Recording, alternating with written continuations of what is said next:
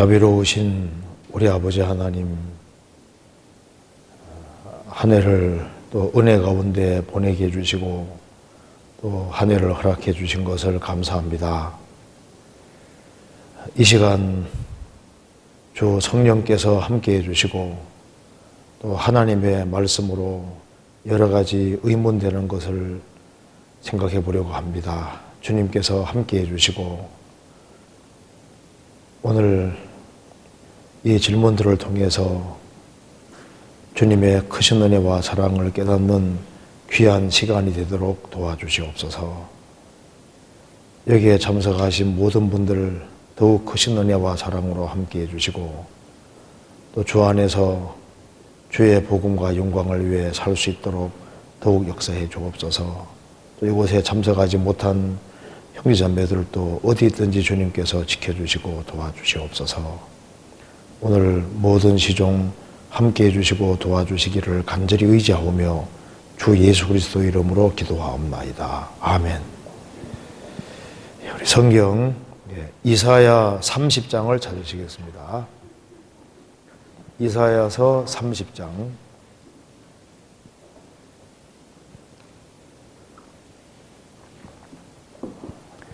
30장 26절입니다.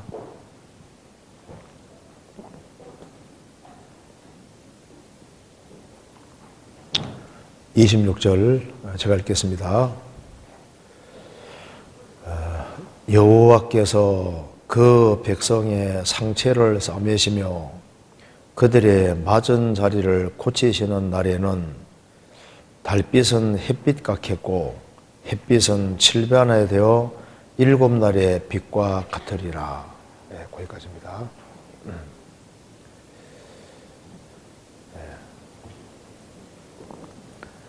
그 질문에 앞서서 이사야 30장 26절을 잠깐 생각을 해보겠습니다. 어떤 분이 이사야 30장 26절을 질문을 했었습니다. 그래서 이걸 주석을 찾아봐도 모르겠고 도대체 무슨 얘기인지를 모르겠다. 그래서 답을 좀 해달라고 해서 답을 해준 적이 있는데요. 이걸 한번 같이 먼저 잠깐 생각해보고 질문 받도록 하겠습니다. 여호와께서 그 백성의 상처를 고치시는 상처를 싸매시며 그들의 맞은 자리를 고치시는 날에는 달빛이 햇빛 같겠고 햇빛은 칠배나 되어 일곱 날의 빛과 같으리라. 물론 읽으면 이게 알듯 말듯한 얘기 같이 느껴집니다. 이 내용이 뭐냐 하면은 이스라엘이 하나님께 불순종함으로 바벨론에게 앞으로 이건 예언인데요. 바벨론에게 잡혀가서 70년 동안 포로 생활을 하게 됩니다. 그래서 70년 만에 하나님께서 이스라엘을 해방시켜 주셨습니다. 그래서 26절에 여호와께서 그 백성의 상처를 싸매시며 그들의 맞은 자리를 고치시는 날에, 이것이 이스라엘이 바벨론 포로에서 해방되는 겁니다. 또한 넓게 보면은 이스라엘이 그리스도를 배척한 죄로 전 세계 유랑민족이 됐다가 다시 이스라엘 민족이 돌아올 때도 그 말씀하고도 연결되는 말씀인데요. 여호와께서 그 백성의 상처를 싸매시며 그들의 맞은 자를 고치시는 날에는 달빛이 햇빛 같겠고 햇빛은 칠배나 되어 일곱 날의 빛과 같으리라. 그래서 이걸 한번 생각해 봅시다. 이게 아주 내용은 간단한 내용입니다. 우리가 이스라엘 사람이라고 해봅시다. 이스라엘 사람인데 이스라엘 땅에서 포로 잡혀서 1000km 떨어져 있는 바벨론에 70년 동안 잡혀가서 지렁이처럼 돼서 멸시와 천대와 박해를 받았습니다. 그러다가 70년 만에 해방되어서 이스라엘 땅에 딱 돌아오고 난 이후에 달빛을 보면 어떤 생각이 들까요? 느껴지는 것이 달빛이 그 옛날 보던 달빛하고 너무 다르잖아요. 달빛이 햇빛같이 느껴지는 겁니다. 그리고 이제 태양이 비칠 때 낮에 이스라엘 땅에서 태양을 보게 될 때 70년 만에 포로 잡혀갔다 돌아와서 이제 이스라엘 땅에 돌아와서 태양빛을 볼 때는 그냥 그 전에 보던 태양빛하고 다르게 7배나 밝게 아주 더 화창하고 찬란하게 느껴지게 될 거 아니에요? 그죠? 그래서 너무나도 큰 고통 속에 있다가 다시 이스라엘 땅에 돌아와서 자기 정든 고향에 와서 거기에서 그 땅에 있으면서 달빛을 보고 햇빛을 봤을 때 그전과 다르게 달빛은 햇빛같이 느껴지고 햇빛은 7배나 밝은 것처럼 그렇게 느껴지게 될 거다 그 말입니다. 네, 예를 들어 봅시다. 어떤 사람이 이제 암하고 몇 년 동안 투병하고 어두운 병실에 살았습니다. 근데 어느 날 이제 병에서 암에서 완전히 해방돼서 건강한 몸이 됐습니다. 그 상태에서 달빛을 딱 쳐다보면은 그 전에 달빛하고 다르게 느껴지죠. 달빛이 마치 햇빛같이 느껴지고, 그리고 이제 병에서 완전히 해방된 상태에서 그 태양빛을 보면은 태양빛이 7배나 밝게 비치는 것처럼 그렇게 느껴지게 되는 겁니다. 무슨 말이 되죠? 옛날에 그 빠삐용 영화 보셨어요? 그 사람 이제 그 어두운 감옥 속에서 막 있다가 거기서 탈출해서 탁 나와서 달빛을 보고 햇빛을 볼 때는 그 전에 평상시에 보던 달빛하고 햇빛하고는 다른 겁니다. 그잖아요. 그래서 찬란하게 느껴질 것을 말씀하는 겁니다. 그 사람이 큰 고통과 어려움 속에 있다가 거기에서 해방이 됐을 때 완전히 다르게 느껴지는 거예요. 한 사람이 죄 때문에 아주 씨름하다가 구원받은 그날, 구원을 받고 난 이후에 하늘을 쳐다보고 나무들 보면 옛날 보던 나무가 아니잖아요. 구원받고 달을 볼 때 달빛이 얼마나 구원받은 그날 달빛 봐봐요. 달빛이 햇빛같이 느껴지고, 그리고 태양빛은 너무나도 찬란하게 내게 비치기 때문에 평상시보다 7배나 밝게 느껴질 것이다. 그래서 이제 평상시에 죄 때문에 고민도 많이 하고 이제 괴로워하고 그 구원을 사모하다가 구원받으면은 그렇게 크게 느껴지게 된단 말입니다. 이거 이해되죠? 그래도 질문이 나와가지고, 그래서 너무나도 큰 고통 속에서 이제 이 건짐을 받으면은 막 나무들이 막 흔들릴 때 흔들리는 것들이 막 이렇게 나무들이 손뼉 치는 것처럼 느껴지는 거예요. 안 그래요? 한번 찾아볼까요? 이사야 55장 12절 봅시다. 이사야 55장 12절.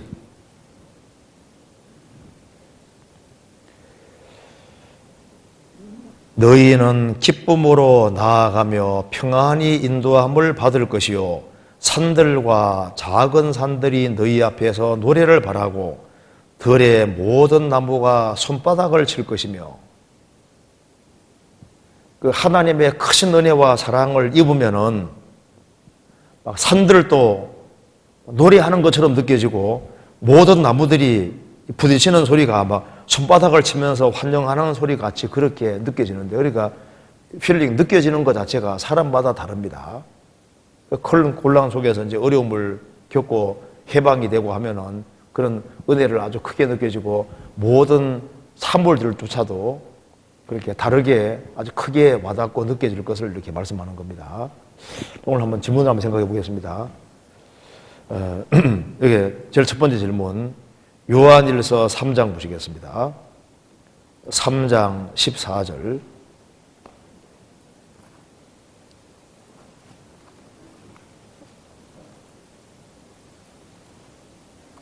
(3장 14절) 질문입니다. 우리가 형제를 사랑함으로 사망에서 옮겨 생명으로 들어간 줄 알거니와 사랑치 아니하는 자는 사망에 거하느니라. 그 형제를 미워하는 자마다 살인하는 자니 살인하는 자마다 영생이 그 속에 거하지 아니하는 것을 너희가 아는 바라. 질문 내용은 우리가 형제를 사랑함으로 사망에 옮겨 생명으로 들어간 줄 알거니와 사랑치 아니하는 자는 사망에 거하느니라. 저는 형제를 사랑하지 않을 때가 있는데 그럴 때마다 이 말씀에 사망에 거한다는 말씀이 마음에 걸립니다. 사망에 거한다는 말씀이 무슨 뜻인지 정확히 알고 싶습니다 하는 질문입니다. 형제를 사랑함으로 사망에 옮겨 생명을 얻은 줄 알거니와 사랑치 아니하는 자는 사망에 거하느니라. 자기는 형제를 사랑하지 않을 때가 있으니까 내가 사망에 거하는 것이 아니냐, 사망에 걸린다는 말씀이 이제 마음에 자꾸 걸리고 사랑하지 않을 때마다 이 말씀이 탁탁 걸린다는 거예요. 그럼 여기에 사망에 거하느리라는 말 뜻이 도대체 뭐냐 하는 질문입니다. 한번 같이 생각을 해봅시다. 먼저 요한일서를 이해할 때 먼저 요한일서를 기록하신 목적이 뭔지를 알 필요가 있습니다. 요한일서는 기록한 목적이 크게 네 가지입니다. 아마 외우는 분도 있을 겁니다. 자, 요한일서를 기록한 목적이 뭐죠? 제일 첫 번째 뭡니까? 요한일서 1장 봅시다. 1장 4절. 우리가 이것을 쓰면 우리의 기쁨이 충만케 하려 함이로라. 요한일서를 쓴 첫 번째 목적은 하나님 자녀가 된 사람이 하나님 아버지와 주 예수 그리스도와 사귀는 가운데 기쁨이 충만케 하기 위한 목적으로 쓴 겁니다. 그래서 어떻게 하면은 거듭난 그리스도인이 기쁨 속에 살 수 있느냐? 친밀한 사귐 속에서 기쁨이 충만케 된다. 그 얘기를 하면서 기쁨이 충만케 되기 위해서는 죄를 고집해서는 안 되고 죄를 자백하고 버려야만 친밀한 사귐이 되고 친밀한 사귐 속에 기쁨이 있다. 이걸 알려주려고 요한일서를 쓴 겁니다. 두 번째 쓴 목적은 요한일서 2장 1절입니다. 나의 자녀들아 내가 이것을 너희에게 쓰면 너희로 죄를 범치 않게 하려 함이라. 만일 누가 죄를 범하면 아버지 앞에서 우리에게 대언자가 있으니 곧 의로우신 예수 그리스도시라. 요한일서를 쓴 목적은 죄를 범치 않게 하기 위한 목적으로 쓴 겁니다. 왜냐하면 이 요한일서를 받는 사람 중에 미혹해하는 사람이 들어와서 그리스도인이 이제 거듭났으면은 육신적으로 죄를 짓는 것이 문제가 없다고 하면서 죄를 부추기는 사람들이 있었던 겁니다. 그래서 요한일서 쓴 두 번째 목적은 이것을 쓴 것은 죄를 범치 않게 하기 위한 목적으로 썼다. 그런데 누가 죄를 범하면 조건부로 되어 있죠? 죄를 범하면 상습이 아닙니다. 혹시 죄를 범하면 어떻게 되느냐? 예수님이 우리 대언자, 변호사로 계시기 때문에 우리가 망하지 않는 것이다. 예수님이 변호해야 될 문제가 있으니까 그걸 생각해서 죄를 짓지 않고 죄에서 구별되어 살아야 되는 거다. 이제 그걸 얘기를 하는 게 두 번째 목적이고, 세 번째 목적은 요한일서 2장 26절입니다. 너희를 미혹해 하는 자들에 관하여 내가 이것을 너희에게 선도라. 너희를 미혹해 하는 자들, 이 사람들이 이 당시에 영지주의자들입니다. 영지주의자들. 그러니까 신령 영자에다가 알지자를 쓰는데 노스티시즘이라고, 원래 헬라말로 그노시스가 지식인데 영지주의자들은 사람이 구원을 얻는 것은 예수님의 보혈이 아니고 우리만 하는 특별한 신령한 지식을 통해서 육체를 탈출해서 이제 하나님께 간다고 가르치는 가르침이 있었던 겁니다. 그래서 영주주의자들이 들어와서 미혹했기 때문에 너희를 미혹해 하는 자들에 관하여 대항토록 하기 위해 그 말입니다. 너희를 미혹해 하는 자들에 관하여 대항하도록 하기 위해서 내가 이것을 너희에게 선노라. 그러니까 영지주자들에게 속지 말으라고 하기 위해 쓴 겁니다. 그 이제 한때 모임을 같이 하다가 나간 사람들이 있었거든요. 그 나간 사람들이 영지주자들인데 그 사람들에게 속지 말고 그 사람들을 대항하도록 하기 위해서 이것을 쓴 겁니다. 요한일서 2장 19절을 보시겠습니다. 저희가 우리에게서 나갔으나 우리에게 속하지 아니하였나니 만일 우리에게 속하였다면 우리와 함께 거하였으리니와 저희가 나간 것은 다 우리에게 속하지 아니함을 나타내려 함이니라. 한때 같이 모임하다가 나간 사람이 있었는데 이 사람이 영주자들이고 이 사람들에게 속지 않게 하기 위해서 그들을 대항하도록 하기 위해 이걸 썼다 그 말입니다. 네 번째 목적 봅시다. 요한일서 5장 13절.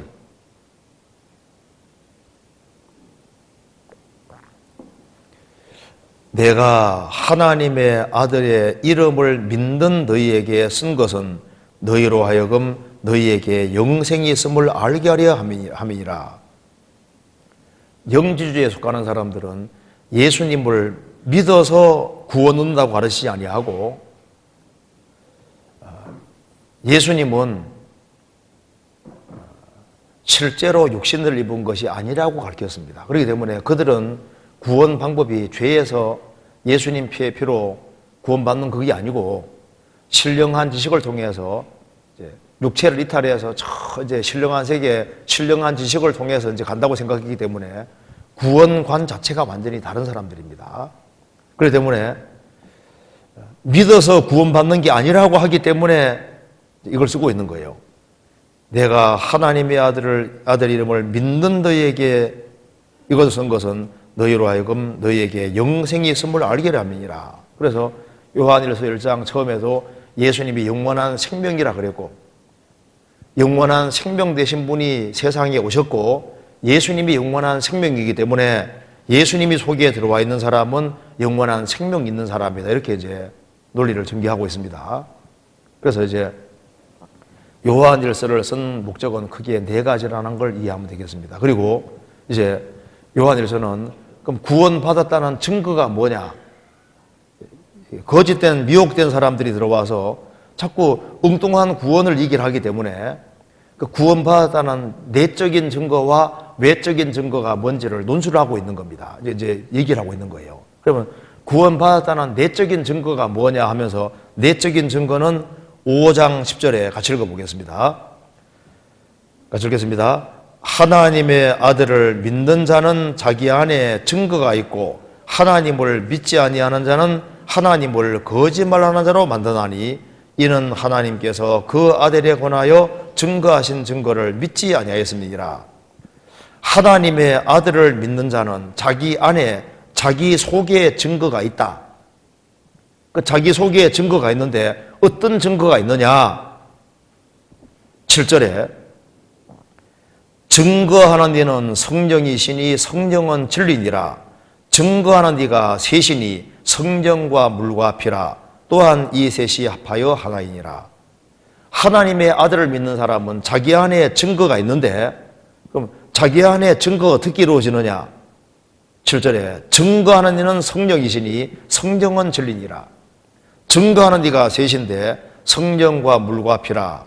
여기에 이 셋은 합하여 하나라고 했습니다.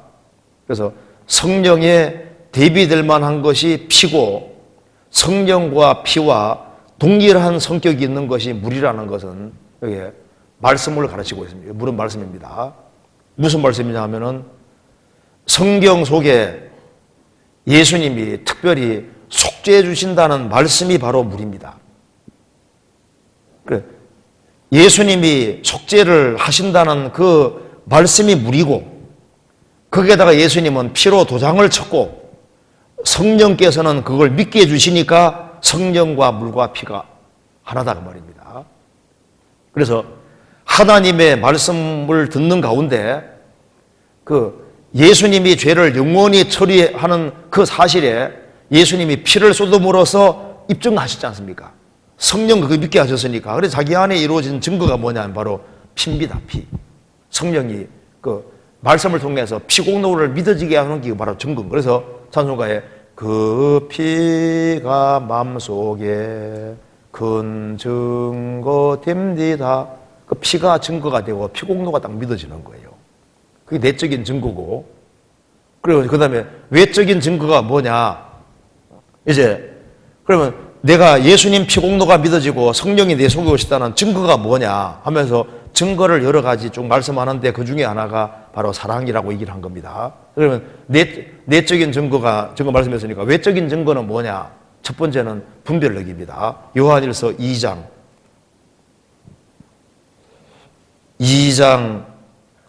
20절.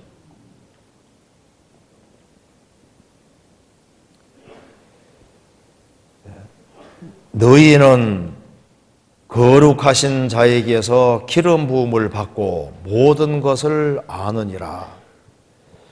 너희는 거룩하신 자에게서 기름 부음을 받고, 기름 부음은 성령을 말하는 겁니다. 고린도서 1장에서도 기름을 부으셨다 하면서 성령을 주셨다고 되어 있습니다. 그 기름 부음은 성령인데, 하나님의 성령을 받은 사람은 모든 것을 아느니라. 모든 것을 안다는 것은 진리를 해석할 수 있는 힘이 와 있다 그 말이에요. 분별력이 있다 그 말입니다. 그래서 거듭난 사람의 첫 번째 특징은 분별력입니다. 창세기 1장에 태초에 하나님이 천지를 창조하시니라. 땅이 혼돈하고 공허하며 흑암이 깊음이 있고 하나님의 신은 수면에 운행하시니라. 하나님이 가라사대 빛이 있으라 하시며 빛이 있었고 그 빛이 하나님 보시기에 좋았더라. 하나님이 빛과 어둠을 나누사 빛을 낮이라 칭호하시고 밤을 어둠이라 정하시니라. 그러니까 빛이 들어오면은 빛과 어둠이 나누어지는 거예요. 궁창 위의 물과 궁창 아래 물이 나누어지고 바다의 적지가 구별되고 이게 갈라지는 겁니다. 그래서 어둠 가운데 있는 사람은 분별력이 없는데 주님 빛을 받은 사람은 분별력이 생기고 분별력이 점점 확장되고 커져가게 돼 있으니까 구원받았다는 증거 중에 첫 번째는 분별력이 생기는 겁니다. 그게 이제 기본 특징이고, 그 다음에는 요한일서 3장 보시겠습니다. 3장 9절. 하나님께로서 난 자마다 죄를 짓지 아니하나니 이는 하나님의 씨가 그의 속에 거하며 저도 범죄치 못하는 것은 하나님께로 났음이니라. 이러므로 하나님의 자녀들과 마귀의 자녀들이 나타나느니 무릇 의를 행치 아니하는 자나 또는 그 형제를 사랑치 아니하는 자는 하나님께 속하지 아니하니라. 하나님께로 난 자마다 죄를 짓지 아니하나니, 거듭난 생명은 죄를 지을 수 없는 생명입니다.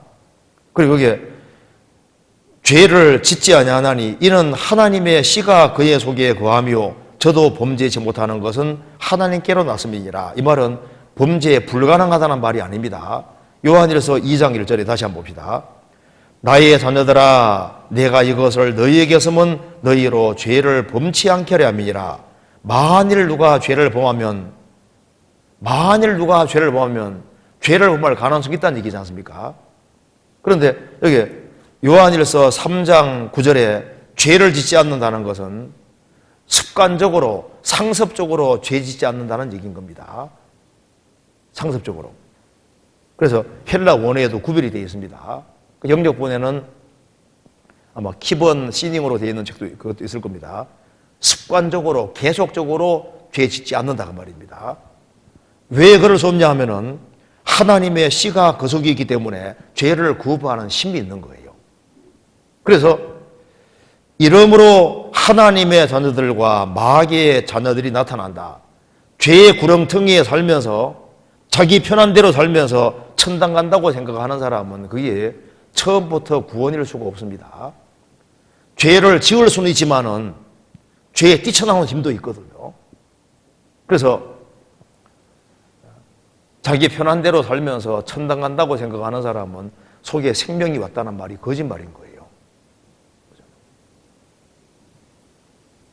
왜냐하면 거듭난 생명은 위로부터 난 생명입니다. 그래서 양이 더러운 것은 밟을 수는 있지만은 뛰쳐나오는 힘이 있는 거예요. 그래서 습관적으로 죄를 지으면서도 아무렇지도 않다. 그 사람은 그러니까 이 봐요. 구원 진짜 안 받은 사람은요, 자기 편한 대로 살면서 천당은 간다고 우기거든요. 그런데 진짜 구원받은 사람은 잘 못 살아가면요, 갈등이 생기고 내가 혹시 구원이 안 받은 게 아닌가 하고 다시 확인하려고 하도록 돼 있다니까요. 그렇잖아요. 그런데 구원은 받았으니까 하고 자기 편한 대로 살면서 천당 간다고 생각하는 사람, 그것이야말로 이론일 가능성이 많습니다. 하나님 은혜가 성령의 도우심으로 정말 믿어졌으면은 생명이 있는데, 그리고 거듭난 생명 있는 사람은 위의 것을 찾아가는 갈망하는 게 계속 올라오게 되어 있습니다. 그렇잖아요. 그러니까 세상 사람들하고 얘기하고 있지만 뭐가 안 섞이잖아요. 섞이지 않는 것이 있다니까요. 물과 기름처럼 안 섞이는 것이 있도록 되어 있습니다. 그래서 무릇 의의를 행치 아니하는 자나 또는 그 형제를 사랑치 아니하는 자는 하나님께 속하지 아니하니라. 그리고 거듭난 사람은 하나님의 생명을 받은 사람이기 때문에 특징이 있습니다. 그게 바로 뭐냐면 세상을 이긴다 그 말입니다. 요한일서 5장입니다. 5장 4절. 대저 하나님께로서 난 자마다 세상을 이기느니라. 세상을 이기면 이것이니 우리의 믿음이니라. 예수께서 하나님의 아들이심을 믿는 자가 아니면 세상을 이기는 자가 누구뇨? 거듭난 자마다 세상을 이기느니라. 이긴다는 것은 극복해 간다 그 말입니다. 영어로 말하면 오버컴입니다. 세상에 어떤 유혹도 있고 여러 가지 어떤 혼란, 역경, 어려움 같은 게 주어지지만은 생명이 있기 때문에 이겨나가는 힘이 있는 거예요. 넘어질 때도 있지만 또 일어납니다. 의인은 넘어질지라도 다시 일어나는 힘이 있는 거예요. 씨가 싹이 다 나면은 그 딱딱한 땅을 삐집고 나오는 거 봐요. 그 연약한 싹이 나무 여기 땅바닥을 뚫고 올라오는 거 보면 신기하잖아요. 이게 생명입니다. 생명. 하나님의 생명을 소유한 사람은 삐집고 나오는 힘이 있는 거예요. 이건 도덕이 아닙니다. 위로부터 난 생명인 거예요. 그리고 이제 요한일서에서 밝히는 것이 있습니다. 구원받았다는 것은 하나님의 성령으로 말미암아 하나님의 사랑이 마음에 부음받았다.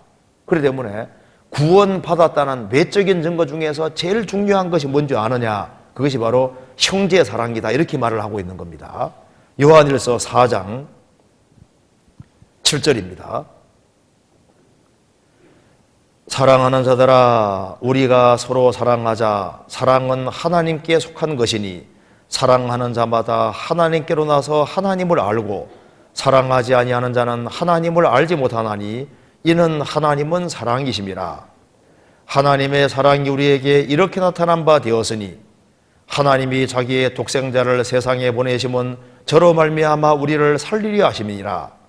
사랑은 여기 있으니 우리가 하나님을 사랑하는 것이 아니요 오직 하나님 우리를 사랑하사 우리 죄를 위하여 화목제로 그 아들을 보내줬음이니라. 11절 같이 읽겠습니다. 사랑하는 자들아 하나님이 이같이 우리를 사랑하셨은즉 우리도 서로 사랑하는 것이 마땅하니라. 하나님은 본질이 사랑이시고 구원받았다는 것은 하나님의 사랑을 받았다는 얘기고 하나님의 사랑이 마음에 부음받았기 때문에 그리고 하나님의 사랑을 똑같이 받은 하나님 자녀들을 사랑하는 것이 마땅하니라. 그래서 요한일서는 말하고 있습니다. 그 사람이 구원받았다는 증거가 도대체 뭐냐? 그게 형제를 사랑하는 것이라고 얘기를 하고 있는 겁니다. 요한일서 3장 14절입니다.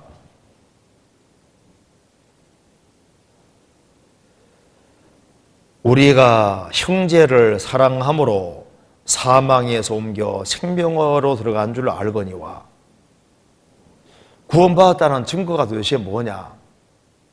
분별력이 있고 죄를 미워하는 힘이 와 있고 그리고 그게 신앙생활하는 가운데 행위로 나타나게 되어 있습니다. 근데 그 중에 대표적인 것이 바로 형제의 사랑이다.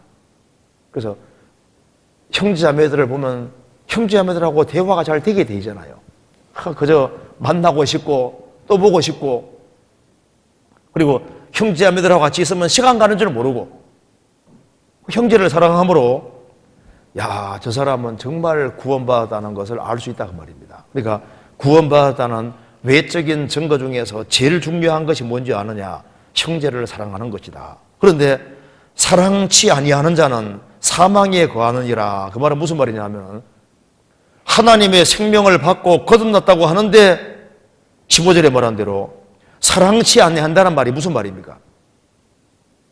15절에 그 형제를 미워하는 자마다 살인하는 자니 살인하는 자마다 영생이 그 속에 거하지 않은 것을 너희가 아는 바라. 여기서 사망에 거한다는 말은 사랑치 아니하는 자는 그 말은 그 형제를 미워하는 자마다 살인하는 자고 살인하는 자마다 영생이 그 속에 거하지 않은 자를 아는 바라. 그러니까 사망에 거한다는 얘기는 구원받은 것이 아닐 거다 그렇게 말하는 겁니다.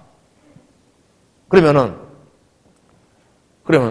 구원받은 사람이 형제자매를 항상 사랑하느냐?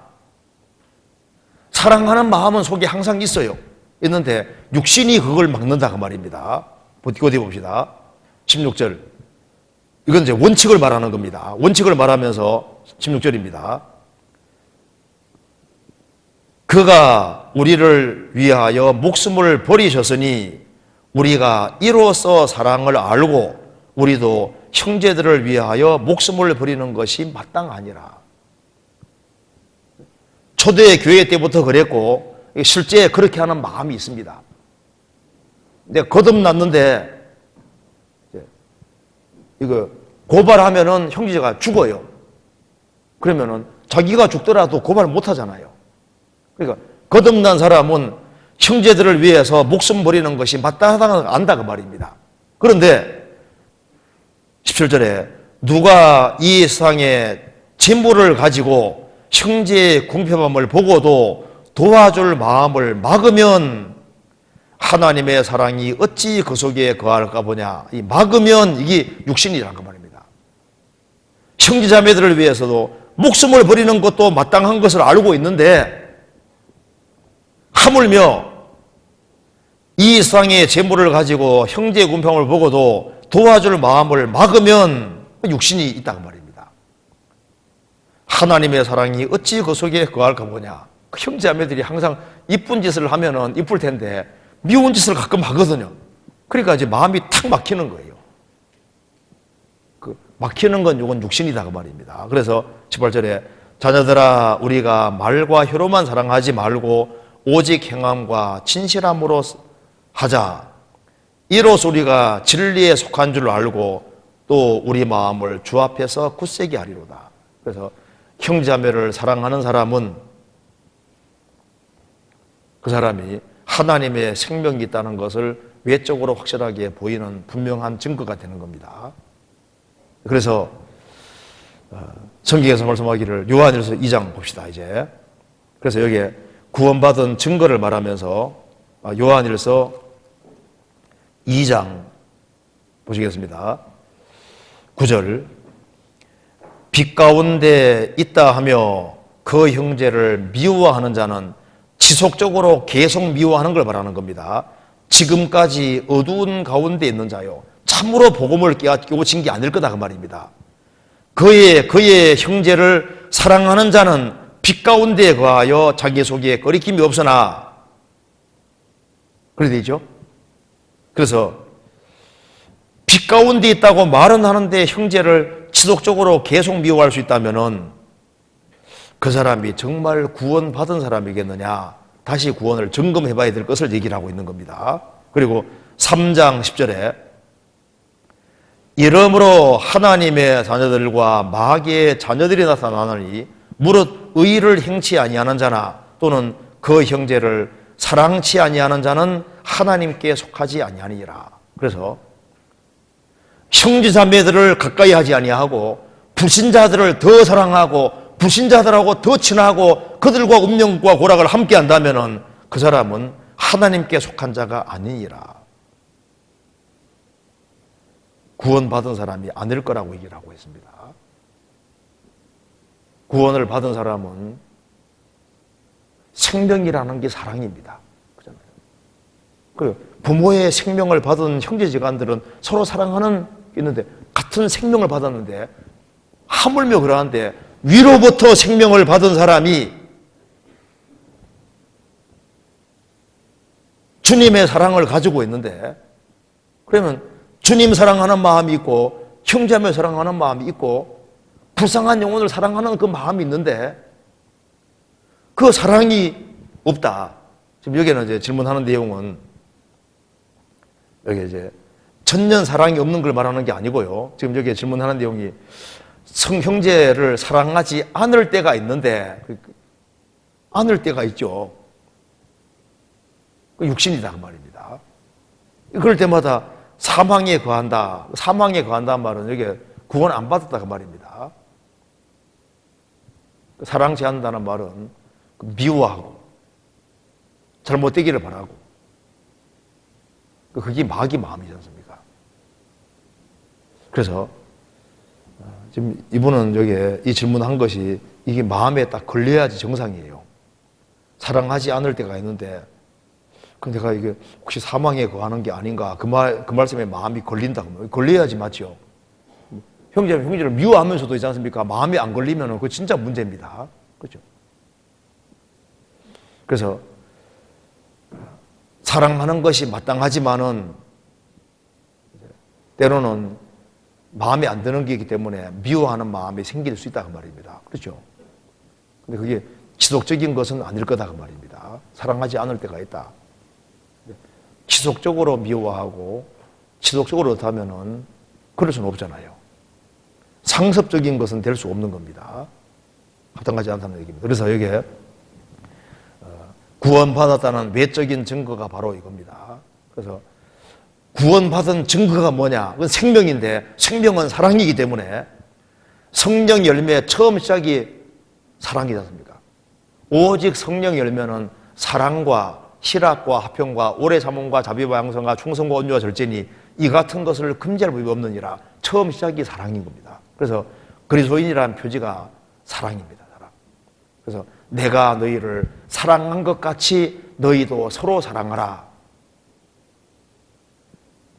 너희가 서로 사랑하면 이로써 모든 사람이 너희가 내 제자인 줄 알리라. 그래서 성도라는 그리스도인이라는 확실한 표지가 바로 뭐냐면 사랑이다 그 말입니다. 그걸 얘기를 했습니다. 그 다음 질문 봅시다. 잠언 20장 27절.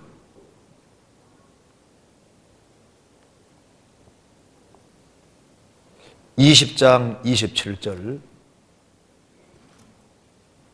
제가 읽겠습니다. 사람의 영혼은 여호와의 등불이라 사람의 깊은 속을 살피느니라. 사람의 영혼이 여호와의 등불이라는 것이 그만큼 사람의 속을 살핀다는 뜻인가요? 등불은 말씀을 의미하는 것으로 알고 있는데 등불이라는 비유에 대해서 궁금합니다.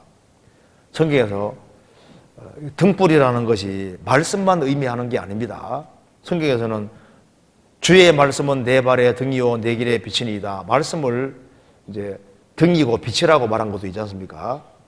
세상이 어두운 세상인데 어두운 세상을 밝히는 것이 등불인 것처럼 이 캄캄한 어두운 세상을 밝히는 것이 하나님 말씀이니까 말씀이 등과 같아 그 말입니다. 성경에서는 기도를 등불이라고도 했고 등불이라는 말이 여러 가지 나오는데 여기서는 영혼을 등불이라고 표현을 하고 있습니다. 그런데 보시면요, 사람의 영혼은 등불이라 이렇게 안 돼 있고 여호와의 등불이라 그랬잖아요. 무슨 말이냐면은 사람의 영혼은 여호와의 것이다 그 말입니다. 첫째, 사람의 영혼은 하나님 것이 않습니까? 그래서 성경 에스겔서에 모든 영혼이 다 내게 속한지라 아비의 영혼이 내게 속한 같이 아들의 영혼도 내게 속하였나니 범죄하는 그 영혼이 죽을 것이라고 했습니다. 그러니까 영혼은 하나님의 것인 거예요. 그래서 히브리서 12장에서도 우리 육체의 아버지가 우리를 징계하여도 우리를 공경하였거든 하물며 모든 영의 아버지께 더욱 복종하여 살려야 하지 않겠느냐. 하나님을 그래서 모든 영의 아버지라고 했습니다. 그래서 사람의 영혼은 여호와의 것이다 그 말입니다. 그래서 사람의 영혼은 여호와의 것인데 여호와의 등불이다 그 말, 등불. 그러니까 사람의 영혼은 여호와의 등불과 같아 그 말입니다. 그래서 등불을 켜서 보면은 구석구석 다 볼 수 있는 것처럼 하나님은 영혼이라는 등불을 켜서 보는 것처럼 구석구석 영혼 통해서 다 본다. 그 말은 하나님 앞에 감출 수 있는 것이 없다 그 말입니다. 등불 앞에서는 어두운 것이 다 드러나는 것처럼 사람의 영혼은 여호와의 등불이기 때문에 하나님이 사람의 영혼을 여호와의 등불이라 한 이유는 뭐냐 하면 영혼 속에 양심을 넣어주셨기 때문입니다. 양심. 그래서 사람의 영혼은 여호와의 등불이라. 영혼 속에 양심을 넣어주신 분이 하나님이시고 하나님께서는 양심 통해서 모든 걸 다 보고 있기 때문에 다 속여도 양심은 못 속이는 것처럼 아무리 타락한 죄인이라 할지라도 양심은 여호와의 등불이기 때문에 인간이 자기 것으로 만들 수가 없는 거예요. 그렇잖아요. 그러니까 아무리 내가 죄가 아니라고 해도 양심은 죄라고 지적을 하잖아요. 그죠? 그래서 사람의 영혼은 여호와의 등불이다. 영혼 중에 특별히 양심이 등불 역할을 한다 그 말입니다. 그래서 하나님께서 양심을 통해서 사람의 동기와 마음 모든 걸 다 살피는데 깊은 속을 다 살핀다 그 말입니다. 이 말 이해되죠? 그래서 사람의 영혼은 쉽게 말해서 영혼 속에 있는 양심은 그 말입니다. 여호와의 등불이다. 사람의 깊은 속을 살피느니라. 그렇기 때문에 사람들은 하나님이 항상 나를 보고 있구나 느껴지도록 되어 있는 겁니다.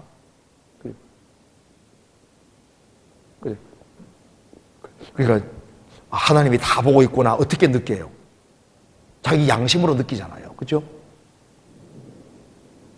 그러니까 하나님이 양심이란 등불을 안 줬으면요 자신도 못 느낄 텐데 하나님은 영혼 속에 양심이라는 걸 등불처럼 딱 넣어놨기 때문에 죄는 어두운 거잖아요. 그 어두운 게 딱 들어오면 양심이 빛이 어두운 게 딱 들어오면은 빛이 등불이 딱 밝히는 것처럼 어두운 게 들어오면 즉시 탁탁 알게끔 돼 있는 겁니다. 그래서 심판대 앞에 서면은 양심이 증인으로 딱 서게 되는 거예요. 이거 이해되시죠? 그래서 여기 이제 사람의 영혼은 이게 이 문장이 좀 어려우니까 사람의 영혼은 여호와의 등불이라고 하면은 사람의 영혼 속에 두신 양심은 여호와의 등불 같은 역할을 하시기 때문에 하나님은 양심을 통해서 사람의 깊은 속을 다 보고 있다 말입니다. 그렇게 이해하면 되겠습니다. 그 다음 넘어가 보겠습니다. 잠언 8장 30절에 나오는 창조자가 나하주에는 양육받는 아이라고 되어 있습니다. 나하주는 비슷한 의미인 것으로 아는데 양육받는 아이와 창조자가 어떻게 비슷한 건지 궁금합니다. 잠언 8장 봅시다.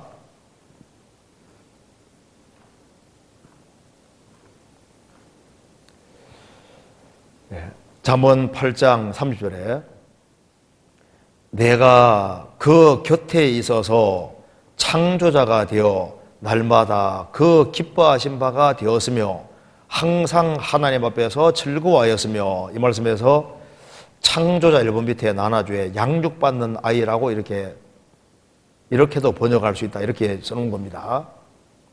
그 창조자하고 양육받는 아이하고 너무 다르지 않느냐 이제 이런 질문입니다.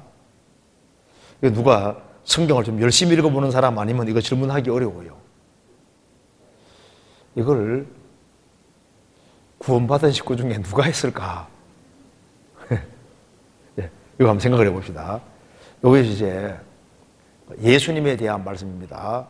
이 잠언 8장이 특별히 지혜에 대한 말씀인데 예수님을 설명하기 위해서 이렇게 설명해 놓은 겁니다.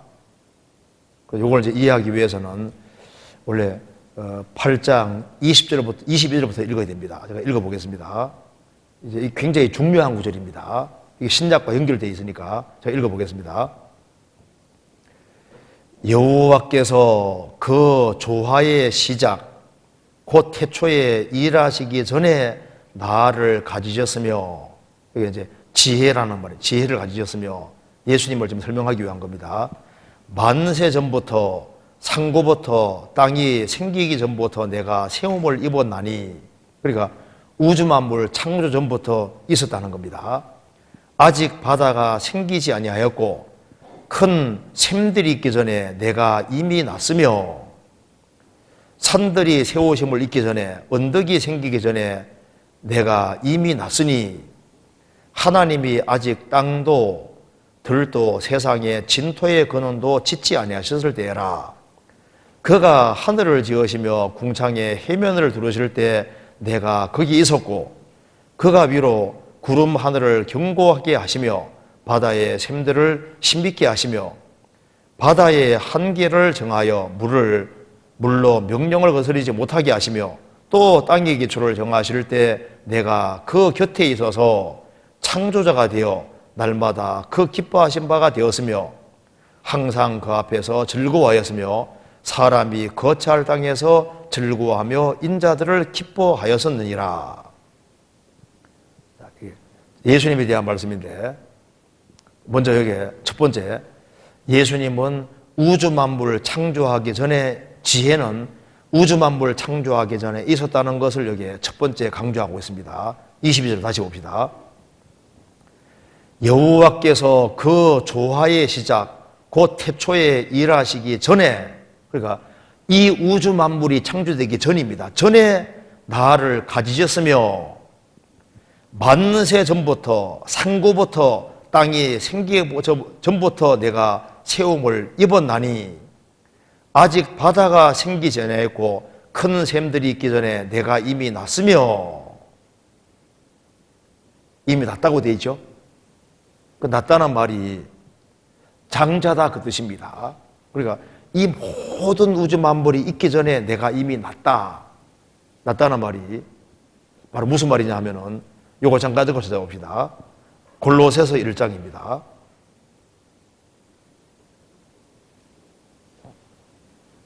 (1장 15절)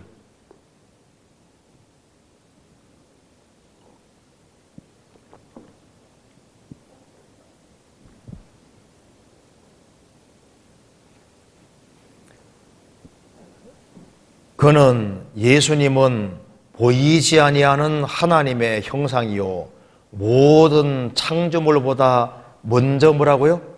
나신 자니라고 있지 않습니까? 먼저 나신 자다 그 말은 장자다 그 말인데, 헬라 말로 프로토토코스인데 먼저 나신 자다 그 말은 장자다 그 뜻입니다. 장자라는 말 뜻이 육신적으로 탄생한 사람도 장자라고 하지만 성경에서 장자다 그 뜻은 수위권, 우위권을 말하는 겁니다. 순서를 말하는 게 아니라 수위권, 우위권을 말하는 거예요. 그래서 예수님이 이제 장자다 그 말은 하나님께서는 성자 예수님을 통해서 모든 걸 행하시기 때문에 여기에 장자라고 표현을 하고 있습니다. 그래서 성경 예레미야 31장 9절에도 성경 말씀하기를 에브라임은 나의 장자니라 그 말은 므낫세가 장자인데 왜 에브라임 장자냐고 말하면 하나님이 에브라임을 앞세워 일하기 때문에 그래서 장자라는 표현을 사용하는 겁니다. 장자란 말은 이스라엘은 내 아들 내 장자다 그 말은 하나님이 이스라엘 통해서 일을 하시기 때문에 장자라고 하는 거예요. 장자란 말은 수위권, 우위권을 말하는 겁니다. 다윗은 8번째 아들이지만 다윗 가르쳐서 장자라 그랬거든요. 성경 찾아봅시다. 시편 89편 보시겠습니다. 89편 26절입니다.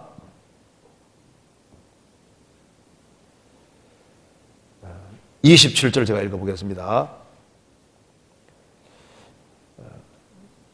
먼저 20절을 보면 이해될 겁니다. 내가 내 종 다윗을 찾아 나의 거룩한 기름으로 부어도다 하면서 27절에 내가 또 저로 장자를 삼고 세계 요랑에 으뜸이 되게 하며, 장자란 말은 으뜸이다 그 말인 거예요.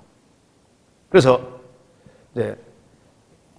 잠언 8장에 모든 만물이 있기 전에 먼저 났다 그 말은 예수님이 장자고 으뜸이고 예수님 통해서 모든 걸 행하시기 때문에 예수님을 지금 지혜로 지금 소개하고 있는 말씀인 겁니다. 잠언 8장 다시 봅시다. 그래서 먼저 났으며 이 말은 탄생을 말하는 게 아니라 수익권을 말하고 있다 그 말입니다. 장자다. 그래서 주님이 성부가 성자 통해서 모든 걸 행하시기 때문에 바로 예수님은 우주만물 존재하기 전에 이미 존재했고, 그리고 우주만물 있기 전에 이미 났다. 장자란 말은 예수님 통해서, 예수님을 통해서 일하기 때문에 그분이 으뜸이고 그분 통해서 한다 그런 뜻인 겁니다. 그리고 이제 잠언 8장 다시 봅시다. 8장 27절 여기 보면 이제 성부와 함께 계셨다는 걸 강조하고 있습니다. 그가 하늘을 지으시며 궁창으로 해면에 들어오실 때 내가 거기 있었고 성부와 함께 있었습니다. 그리고 29절 바다의 한계를 정하여 물로 명령을 거스리지 못하게 하시며 또 땅의 기초를 정할 때 내가 그 곁에 있어서 창조자가 되어 그 곁에 있었다. 함께 있었다는 걸 얘기를 하고 있습니다. 함께 있어서 창조자가 되었다. 그래서 예수님은 우주 만물 창조되기 전에 아버지와 함께 계셨던 겁니다. 그리고 성부가 성자 통해서 창조하셨기 때문에 여기에 창조자라는 번역이 정확한 번역이 되는 거예요. 한번 찾아봅시다. 성경 요한복음 1장입니다. 이걸 이제 자세하게 설명한 것이 바로 요한복음 1장입니다.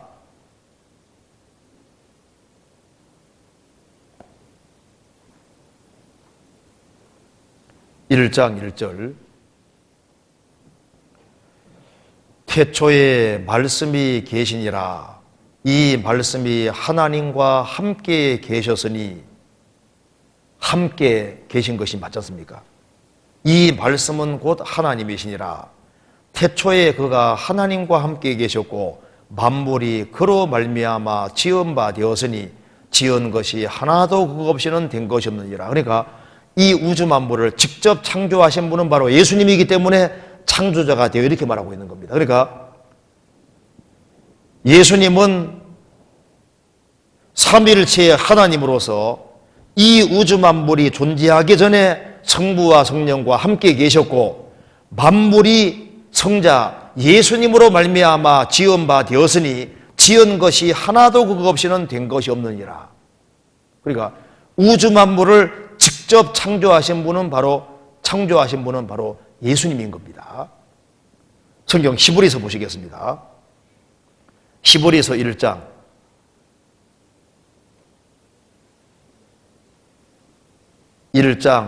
1절입니다.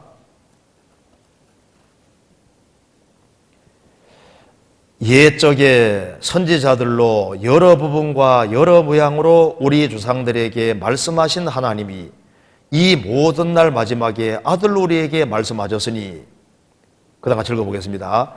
이 아들을 만유의 후사로 세우시고 또 저로 말미암아 모든 세계를 지으셨느니라.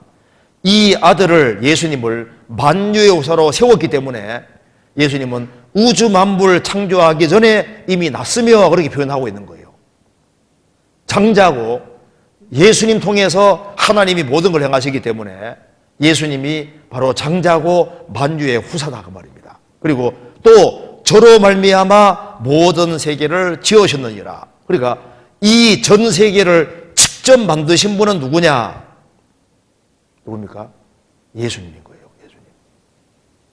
그리고 3절에 이는 예수님은 하나님의 영광의 광채시요 그 본체의 형상이시라. 그의 능력의 말씀으로 만물을 붙드시며, 예수님은 모든 세계를 지으신 분이고 능력의 말씀으로 만물을 붙잡고 계신 분이다 그 말입니다. 그래서 10절에 여기 이제 8절에 보시면은 아들에 관하여는 하면서 아들 보고 하나님이라고 했고, 10절에 또 아들에 대해서 말하면서 주여 태초에 주께서 땅에 기초를 두셨으며 하늘도 주의 손으로 지으신 바라. 아들 얘기를 하면서 예수님이 누구냐?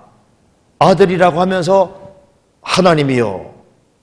10절에 또 아들 보고 주여 하면서 구약에도 이미 예수님이 바로 이 우주 만물 전체를 만드신 분이라고 했다고 기록을 하고 있다 그 말입니다. 그리고 주는 영존하시는 분이다 이렇게 설명을 했습니다. 자, 그래서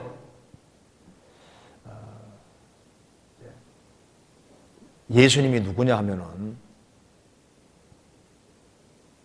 우주를 직접 만드신 분인 겁니다. 골로새서 1장 다시 한번 봅시다.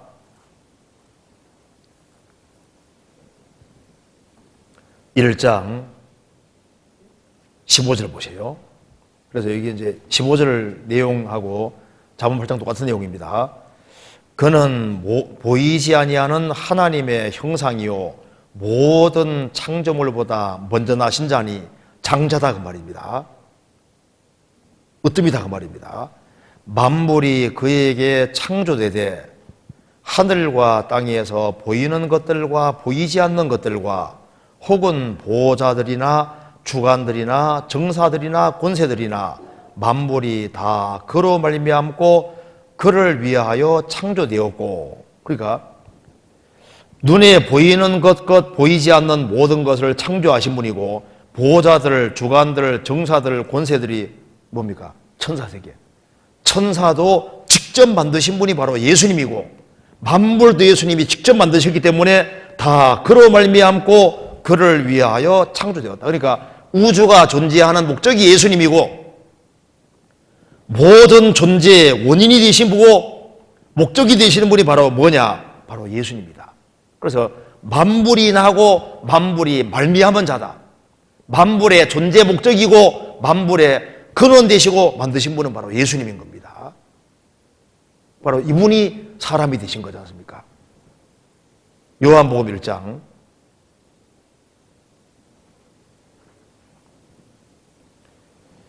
1장 14절입니다.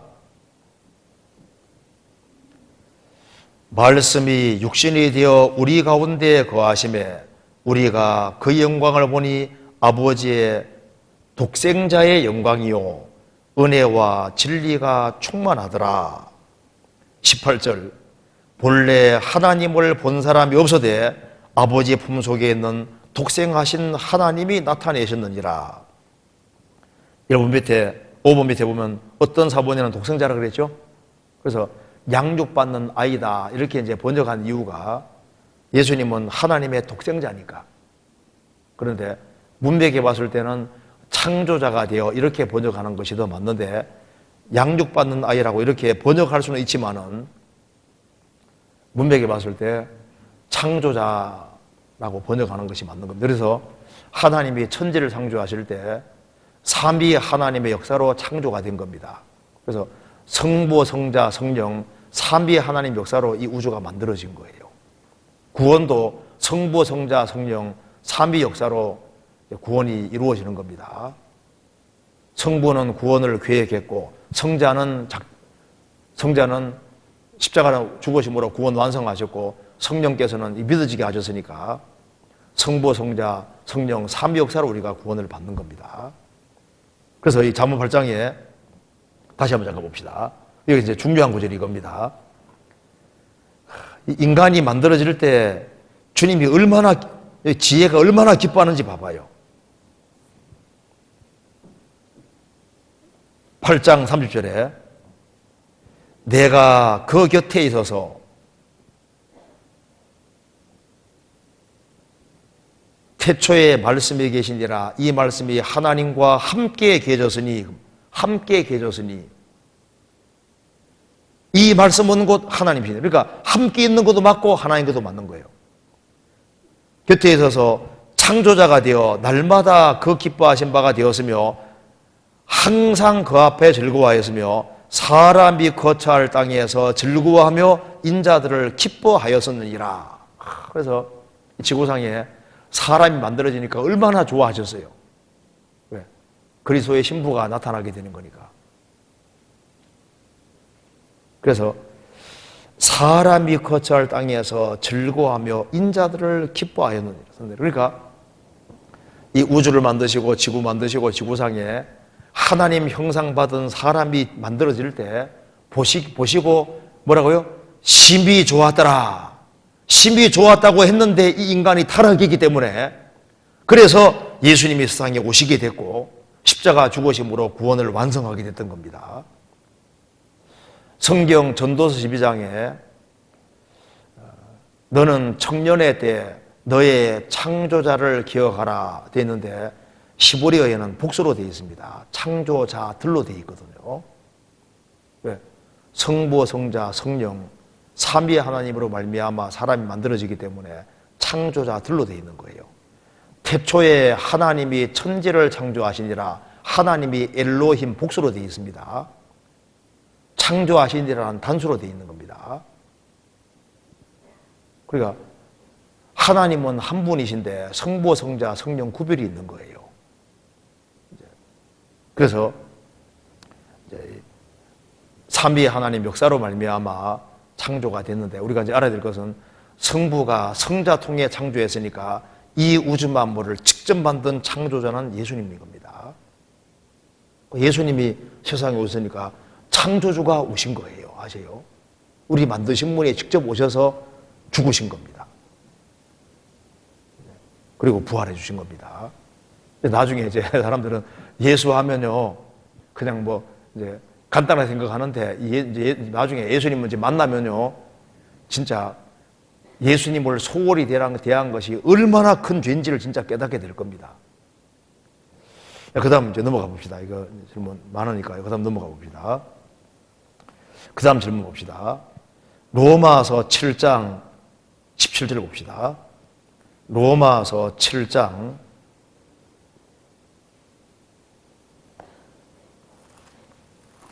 17절 제가 먼저 읽어보겠습니다.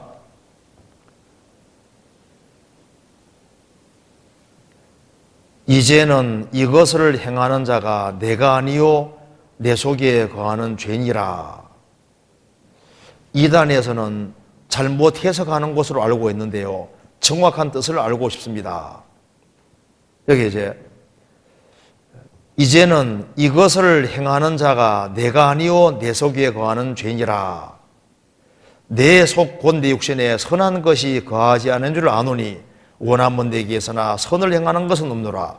내가 원하는 바 선은 하지 아니하고 도리어 원치 아니하는 바 악은 행하노도다. 만일 내가 원치 아니하는 바 그것을 하면 이를 행하는 자가 아니요 행하는 자가 내가 아니요 내 속에 거하는 죄니라. 그러므로 내가 한 법을 깨달았노니 곧 선을 행하기를 원하는 나에게 악이 함께 있는 것이로다. 어떤 사람은 이 구절을 가지고서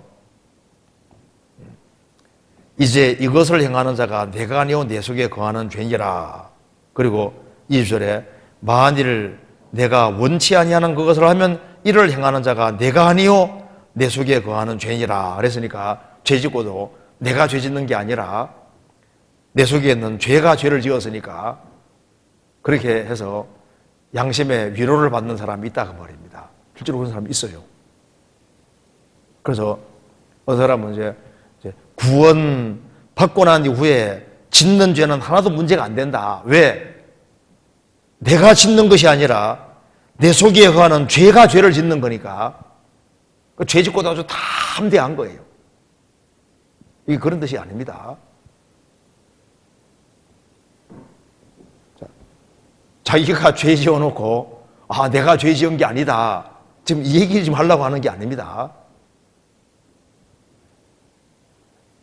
남을 거짓말하고 사기치고 난 이후에 내가 한 것이 아니라 내 속에 거하는 죄가 죄를 지었으니까 내가 한 것이 아니라고 양심에 아주 가책 안 받고 발뺌을 싹 하는 사람들이 있고, 그래서 이곳을 이용해서 악을 행하면서 그걸 아주 관용하는 그런 사람들이 있는데, 이건 완전히 거짓입니다.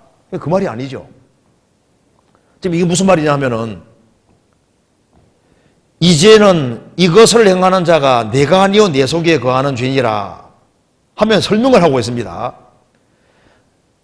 내 속, 곧 내 육신에 선한 것이 거하지 않은 줄 아노니 원하면 내게서나 선을 행하는 것은 없노라. 구원받으면은 선을 행하기를 갈망하는 것이 있지만은 그걸 잡아당기는 게 있다 그 말입니다. 내가 원하는 바 선은 하지 아니하고 도리어 원치 않은 바 악을 행하나도 넘어지지 않습니까? 죄. 만일 내가 원치 아니하는 그것을 하면 이를 행하는 자가 내가 아니오 내 속에 거하는 죄이라. 이 무슨 말이냐면은, 내가 보니까 내 속에 죄의 힘이 있다라는 걸 지금 얘기하려고 하는 거예요. 그러므로 내가 한 법을 깨달았노니, 설명이 나와 있잖아요. 곧 선을 행하기를 원하는 나에게 악이 함께 있는 것이로다. 내 속사람으로는 하나님 법을 즐거워하되 내 지주 속에 한 다른 법이 내 마음의 법과 싸워 내 지주 속에 있는 죄의 법 아래로 나를 사로잡아 오는 것을 보는도다. 오라 나는 공고한 사람이로다. 이 사망의 원수에 누가 나를 건져내랴. 지금 거듭나면은 속사람이 생겼고, 속사람은 하나님 법을 즐거워하는데 내 마음에 새로운 죄의 법이 있어서 자꾸 잡아당긴다 그 말입니다. 그래서 바르게 살라 하면 이게 자꾸 잡아당겨서 세상을 끌고 가게 하고 자꾸 넘어지게 하는데, 이 세력이 내 속에 있다는 걸 이기라는 거예요. 이걸 어떻게 이길 거냐? 이게 안 되더라 그 말입니다. 혼자 힘으로. 이제 그러면서 어떻게 해야 되느냐? 그래서 로마서 8장에 가면은, 구원을 받았어도 타락된 기질이 있고, 내가 새로운 생명을 얻었지만은 타락된 기질이 법처럼 딱 자리 잡고 있기 때문에 법칙은, 인력 법칙을 우리 의지로는 계속 못 이기잖아요. 그러니까 내가 이걸 들 수는 있지만은 계속은 못 들고 있습니다. 인력의 법칙이 작용하고 있으니까 힘 빠지면 이렇게 내려오게 되는 거예요. 그렇잖아요. 열심히 살아야지, 마음은 좋은데 열심히 살아야지 하는데 또 죄의 법이 있으니, 힘이 있으니까 쫙 나를 끌어당겨서 세상으로 가게 하는 힘이 와 있다 그 말입니다. 힘이. 어떻게 해야 되느냐? 그러니까 그리스도 예수 안에 들어가야 된다. 그리스도 예수 안이 어디냐? 바로 주님은 머리고 주님 피로 구원받은 무리가 몸이고, 그게 생명의 성령의 법이 힘이 있기 때문에 여기에 연결돼서 공급을 받아야만 그 힘에 의해서 정상적으로 신앙생활을 할 수 있을 걸 말하는 겁니다. 8장 2절입니다. 이는 그리스도 예수 안에 있는 생명의 성령의 법이 힘입니다. 죄와 사망의 법에서 너를 해방하였음이니라. 현재 완료형입니다. 계속적으로 해방시켜 간다 그 뜻입니다. 그래서 여기에 그리스도 예수 안에 있는 생명의 성령의 법이 맞습니다. 내가 저희 가운데 거하며 두루 행하여, 주님이 구원받은 무리 가운데 거하면서 두루두루 행하십니다. 7 금초대 사이에 다니시는데 그게 바로 생명의 성령의 힘인 거예요. 그래서 우리 가운데 역사하시는 능력대로 그 말대로 우리 가운데 성령님이 역사하시고 계시기 때문에 신앙생활 안 되던 사람도 구원받은 가운데 무리가 연결돼서 신앙생활을 계속하면은 보이지 않는 힘이 딱 붙잡는 거예요. 그렇죠? 받았지만은 몇 년 동안 신앙생활을 못하던 사람도 구원받은 무리가 연결되어서 정상적으로 공급을 딱 받으면은 보이지 않는 힘에 딱 붙잡혀서 신앙생활을 계속할 수 있게 되는 거예요. 그래서 신앙생활은 노를 저어서 하는 것은 한계가 있는 거예요. 내 혼자 힘으로 노를 저어 항해하려면 얼마 안 가면 힘 빠지잖아요. 그런데 범선이 바람 받아가면 계속 갈 수 있습니다. 구원받은 무리 가운데서 생명의 성령의 힘이 작용하면은 성령의 힘에 의해서 바람의 힘에 가는 것처럼 성령의 도우심으로 신앙생활을 1년, 2년, 3년, 10년, 20년 계속 할 수 있잖아요. 그게 바로 그 생명의 성령의 힘이다 그 말입니다. 그래서 죄의 힘은 있지만은 신앙생활을 하는 힘이 있고 육신은 올라오지만 꺾는 힘이 또 있는 거지 않습니까? 그래서 여기에 로마서 7장은 혼자 해보려고 혼자. 내 혼자 힘으로 이겨보려고 하는데 이게 안 된다 그 말입니다. 왜? 내 속에 죄가 딱 거하고 있고 이걸 내 힘으로 못 이기는 이게 힘처럼 있기 때문에 안 된다 그 말입니다. 그래서 제 아무리 힘 있는 사람이라 할지라도 혼자는 신앙생활 안 됩니다. 단 예외적으로 지력이 하나도 없어진 노인 경우잖아요. 혈기 같은 게 하나도 없는 노인 이런 분들이야 뭐 유혹받을 것도 별로 없고 하니까 할지 몰라도 젊고 혈기가 있고 힘이 있는 이런 사람들이 혼자 힘으로 신앙생활을 하려고 봐요. 그냥 육신으로 가고 세상으로 가버립니다. 우리 교회 청년들이 많이 있는 이유가 있는 거예요. 교회마다 청년들이 없어지잖아요. 근데 우리 교회는 청년들이 왜 많냐 그 말입니다. 우리 학예소양에서도 7,000명 이상 모였잖아요. 그 젊은 청년들이 어떻게 돼서 그렇게 모이고 신앙생활 열심히 할까요? 그게 교회 가운데 생명의 성령의 법, 힘이 작용해서 젊은 사람 붙잡는 거예요. 아세요? 무슨 수단과 방법으로 해서도 세상 가는 걸 못 막습니다. 그 생명의 성령의 힘이 있어야 되는데 그래서 주님을 머리로 받드는 무리 가운데 생명의 성령의 힘이 작용하는 것이 맞고 그래서 제가 가끔 이런 얘기 하지 않습니까? 교회 처음 올 때는 이제 철새가 날개치면 이렇게 가는데 이제 얼마 다니다 보면 어떻게 된다고요? 맹금류가 바람 받아가는 것처럼 이렇게 돼서 신앙생활 하는 게 신나고 자연스럽게 되게 돼 있잖아요. 그래서 세상에 유혹은 올라오지만은 이길 힘이 또 있고 그래서 신앙생활 되게 돼 있는 거예요. 그래서 어떤 사람이 이걸 가지고서 이거 악을 행하는 것은 내가 아니고 죄가 행하는 거니까 그러니까 죄 짓고도 그냥 아무렇지도 않고 양심 끓이기도 안 받고 그러면 성경이 둘러없는 얘기를 하는 겁니다. 그 말이 아닌 거예요. 내 속, 내 안에 선한 것이 거하지 않고 내 혼자 힘으로는 이 죄가 힘처럼 있는데 이건 내가 혼자 힘으로 못 이기니까 어떻게 되느냐. 그러니까 그리스도 안에 예수 안에 들어가서 모임에 연결돼서 신앙생활을 해야 된다. 그래서 이제 우리가 항상 가르치는 것이 주님 피 다음에 뭘 가르칩니까? 교회를 알아야 된다. 교회. 교회를 알고 교제를 알고 무리가 연결되어서 서로 성령이 그 무리 가운데 역사하시니까 그 연결되어서 공급받으면은 자연스럽게 신앙생활 될 수 있다는 걸 말하고 있는 거예요. 이거 가지고서 죄를 합리화하면 안 됩니다. 그 다음 질문 봅시다.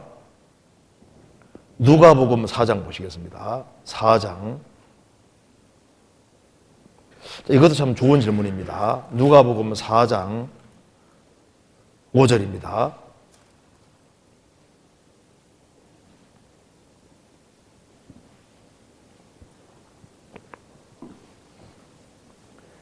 마귀가 또 예수를 끌고 올라가서 순식간에 천하 만국을 보이며 가로되 이 모든 권세와 그 영광을 내가 네게 주리라. 이것은 내게 넘겨준 것이므로 나의 원하는 자에게 주노라. 그러므로 내가 만일 내게 절하면 다 내 것이 되리라. 여기에 이 질문에서 사단이 모든 권세와 영광을 다 소유하고 있다고 말하는데 그 말은 아담이 다 넘겨주었다는 의미인지요? 그리고 사단에게 넘어간 권세의 범위는 어디까지인지 그리고 언제까지인지가 궁금합니다 하는 질문입니다. 내게 넘겨준 것이므로 누가 넘겨줬을까요? 아담이 넘겨줬습니다. 그러니까 마귀가 아담에게서 강탈한 거예요. 왜냐하면은 적고 찾아봅시다. 창세기 1장.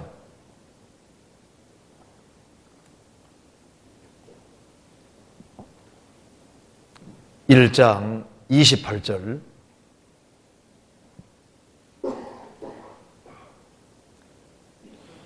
하나님이 그들에게 복을 주시며 그들에게 이르시되 생육하고 번성하여 땅에 충만하라. 땅을 정복하라. 바다의 고기와 공중의 새와 땅에 움직이는 모든 생물을 다스리라 하시니라. 최초 아담은 지구의 왕이었습니다.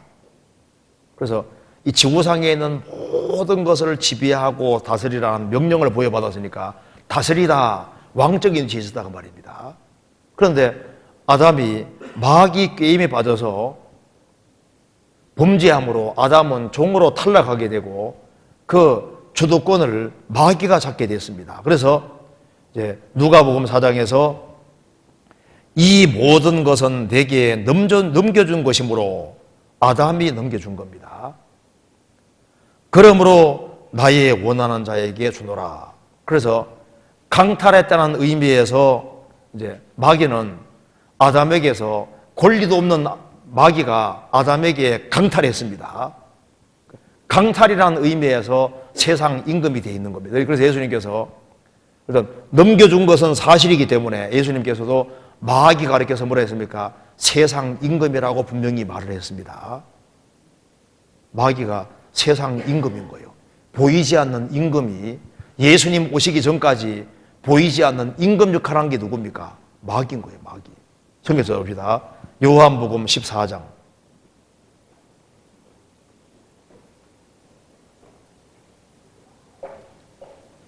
14장 30절.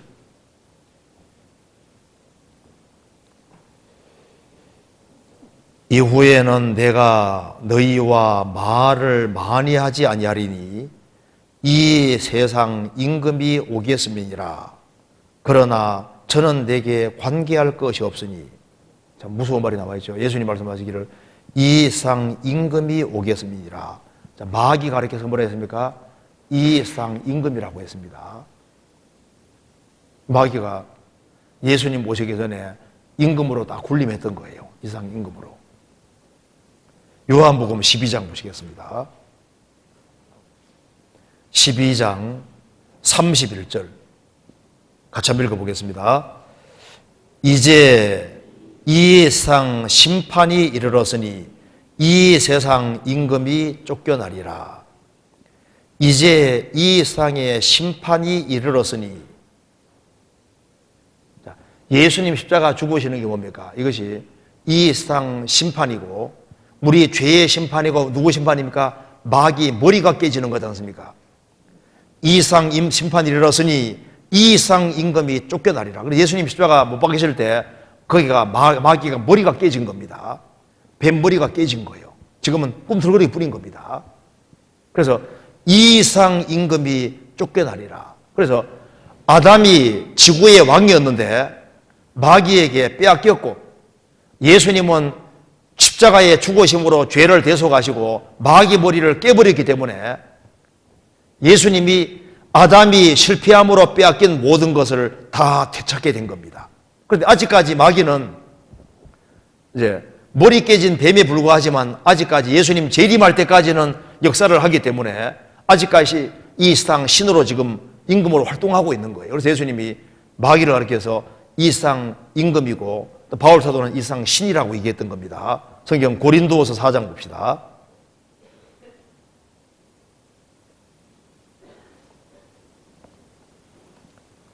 (4장 4절) 3절부터 제가 읽어보겠습니다. 만일 우리 복음이 가리웠으면 망하는 자들에게 가리운 것이라. 그 중에 이 세상 뭐라 했습니까? 이 세상 신이 믿지 아니하는 자들의 마음을 혼비케 하여 그리스도의 영광의 복음의 광채가 비치지 못하게 하미니 그리스도는 하나님의 형상이니라. 이 세상 신이 이 세상 임금 마귀입니다. 그래서 복음 전해질 때 막는 역사를 하는 겁니다. 그래서요, 지금도 구원 안 받은 사람들 배후에 마귀가 공중 권세 잡은 자입니다. 공중의 권세하던 자, 이 하늘에서 아직까지 공중의 권세하던 자로서 불순종 아들들 가운데 일을 한다고 되어 있습니다. 에베소 2장에 일을 하고 있는 거예요. 그러면 여기 질문한 내용이, 그러면 이 사탄의 권세가 어디까지 미치느냐, 이게 이제 질문한 내용이, 그러면 사탄에게 넘어간 권세의 범위가 어디까지냐, 언제까지냐, 이런 질문을 했는데 범위를 봅시다. 요한일서 5장입니다.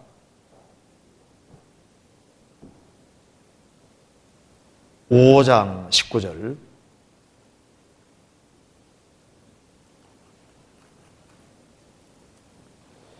같이 읽겠습니다.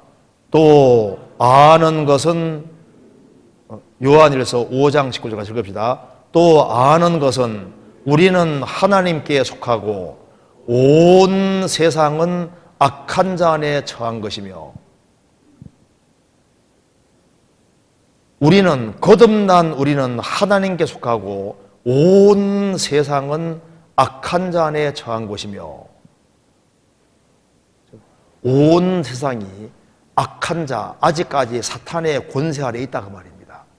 지금 세상 임금으로, 머리 깨졌지만 아직까지 임금으로 군림하고 있습니다.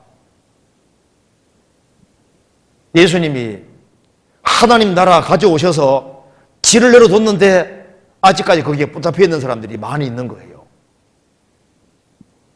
요한일서 4장 4절입니다. 자녀들아, 너희는 하나님께 속하였고 또 저희를 이겼나니 이는 너희 안에 계시니가 세상에 있는 이보다 크심이라. 세상에 있는 이가 누굽니까? 마귀입니다. 마귀. 주님은 마귀보다 크죠. 그래서 지금 온 세상이 악한 자 안에 처해 있는데 예수님이 거기에 하나님 나라를 가지고 들어오신 겁니다. 들어오셔서 복음을 딱 받아들일 때 하나님 나라 안에 들어오게 되는 거예요. 복음 받아들일 때. 그래서 복음 받아들인 사람은 우리는 하나님께 속하고 온 세상은 악한 자 안에 처한 것이며, 사도행전 26장 봅시다. 사도행전 26장 17절.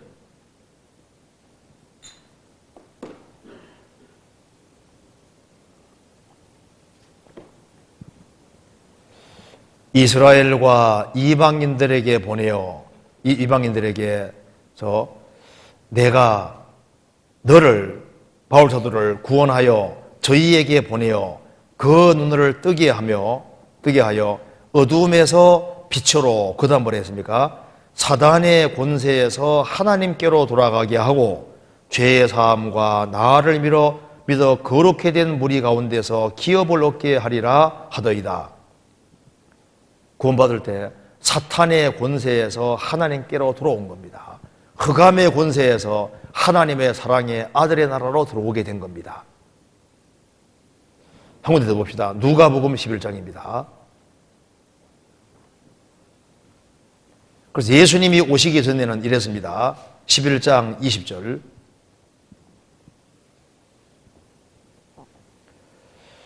그러나 내가 만일 하나님의 손을 힘입어 귀신을 쫓아내는 것이면 하나님의 나라가 이미 너에게 임하였느니라. 강한 자가 무장을 하고 자기 집을 지킬 때에는 그 소유가 안전하되 더 강한 자가 와서 저를 이길 때에는 저의 믿던 무장을 빼앗고 저의 재물을 나누느니라. 재물 4번 밑에 뭐라 했습니까? 노량물이라고 그러죠. 지금 보세요. 이제 강한 자가 마귀입니다. 마귀가 무장을 하고 자기 집을 지킬 때는 이 지구를 딱 지키고 있었던 거예요. 그리고 그 집 안에 있는 이 재물들이 바로 탈취물이 노량물인데 자기 것이 아니다 그 말입니다. 뺏은 거예요. 강제로. 아담 안에 속한 모든 사람을 몽땅 그냥 탈취물로 잡고 있는 거예요. 노량물을 딱 잡고 있는 겁니다.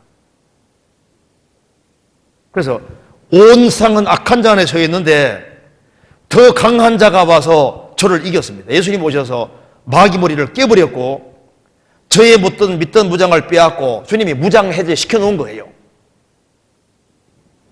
그래서 저의 재물을 나누니라. 이제 원하기만 하면 누구든지 그 사탄의 나라에서 빠져나올 수 있게끔 만들어 놓은 겁니다. 탈취물을. 그래서 23절에 나와 함께 아니하는 자는 나를 반대하는 자요 나와 함께 모으지 않은 자는 해치는 자니라. 그러니까 마귀 편에 속하든지 주님 편에 둘 중에 하나 속해야 됩니다. 그래서 세상 임금이 마귀고, 그리고 마귀 머리가 깨졌지만 아직도 주인 행세를 하고 있는데 예수님이 다 대처한 거예요. 그렇기 때문에 이제 예수님이 지상재림하시면은 마귀를 몽땅 붙잡아서 무저갱에 집어넣으시고, 천난국 끝나고 난 다음에 잠깐 풀어놓고 난 다음에 몽땅 붙잡아서 어떻게 합니까? 영원한 물속에 집어넣음으로 마귀 운명은 끝이 나는 겁니다. 지옥감으로. 그래서 지금 사탄이, 마귀가 지금 임금 흉내내고 있는 것에 불과한 겁니다. 왜냐하면 실제 임금은 예수님인 거예요. 그래서 아담이 임금이었다가 마귀가 지금 임금 노릇하는데 십자가 위에서 깨졌기 때문에 예수님이 이제 실제 임금인데, 실제 임금 되는 게 바로 천왕국이잖아요. 그래서 예수님이 임금입니다. 그래서 결국은 예수님 편에 서야지 되는 거예요. 그걸 알 수 있지 않습니까? 여기까지 하고 그 다음 봅시다. 에스겔 39장 질문입니다. 한번 제가 읽어보겠습니다. 에스겔 39장 제가 표간 읽어보겠습니다. 에스겔 39장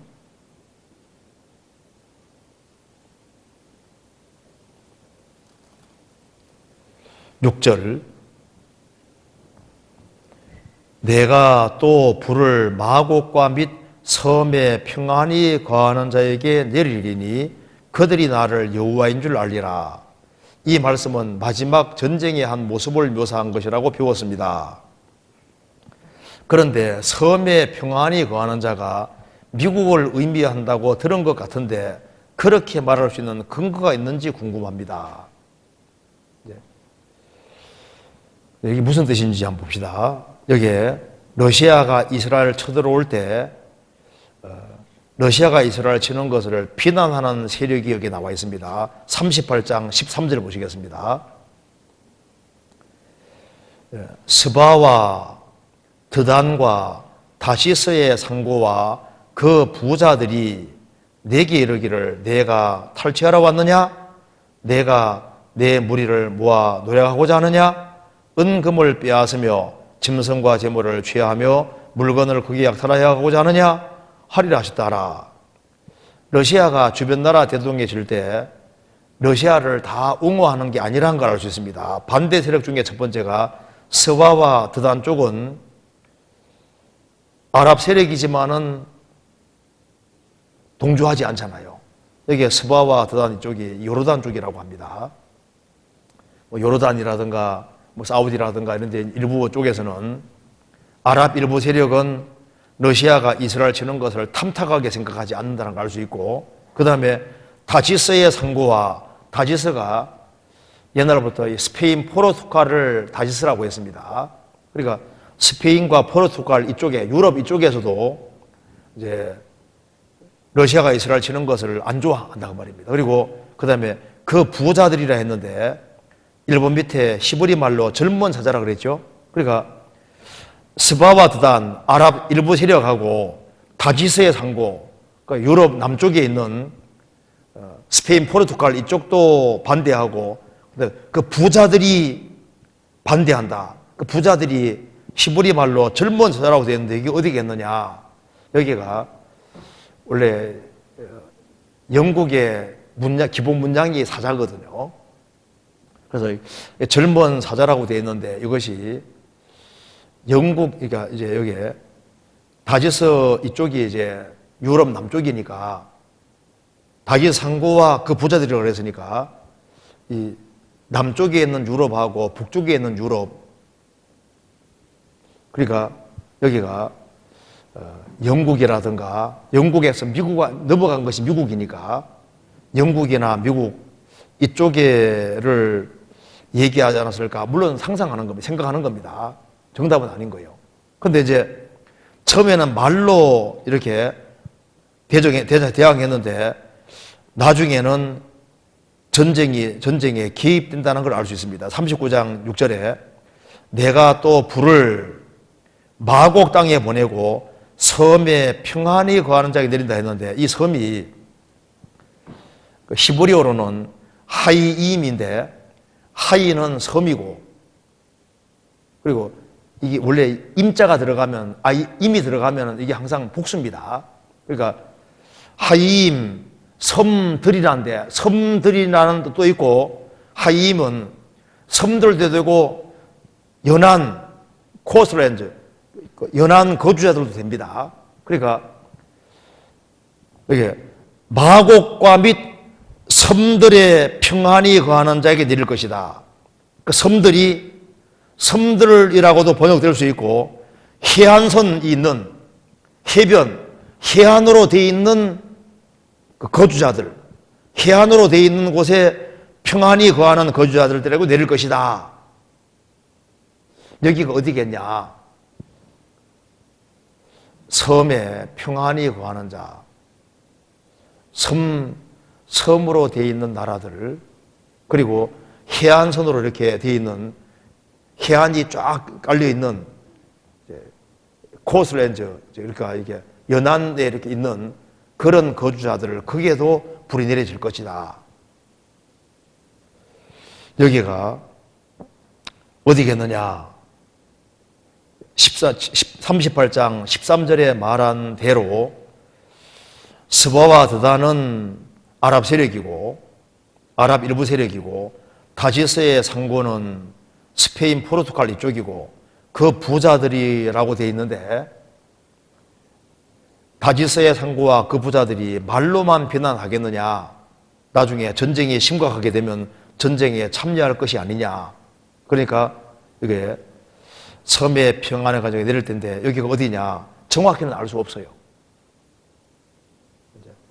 그래서 섬의 평안이 가는 자가 영국이나 미국 같은 것이 될 가능성도 있다. 이렇게 얘기를 하는 거고 미국이다 이렇게 단정적으로 말하면 안 됩니다. 그리고 또 한 가지는 여기 섬이라는 말 자체가 성경에서 뭘 가르치냐 하면요. 또 한 가지는 이방 세력을 보통 섬이라고 하는 거예요. 성경에서 봅시다. 이사야 41장 봐봐요.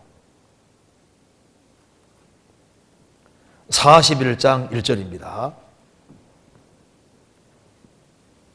41장 1절에 섬들아 내 앞에서 잠잠하라 민족들아 힘을 새롭게 하라. 섬들아 민족들아 보통 여러 이방 세력을 말할 때 섬들아 이렇게 표현을 합니다. 그리고 더 정확히 봅시다. 42장 이사야 42장 1절을 보세요. 1절에 보시면은 내가 붙드는 나의 종 내 마음에 기뻐하는 나의 택한 사람을 보라. 내가 나의 신을 그에게 주었은즉 그가 이방에 공의를 베풀리라. 3절에 상한 갈대를 꺾지 아니하며 꺼져가는 등불을 끄지 아니하기를 진리로 공의를 베풀 것이며 그는 쇠하지 아니하며 낙담하지 아니하고 세상에 공의를 세우기리니 섬들이 그 교훈을 앙망하리라. 섬들이라 그랬죠? 신작이 해석한 거 봅시다. 이거 잠깐 적어서 봅시다. 마태복음 12장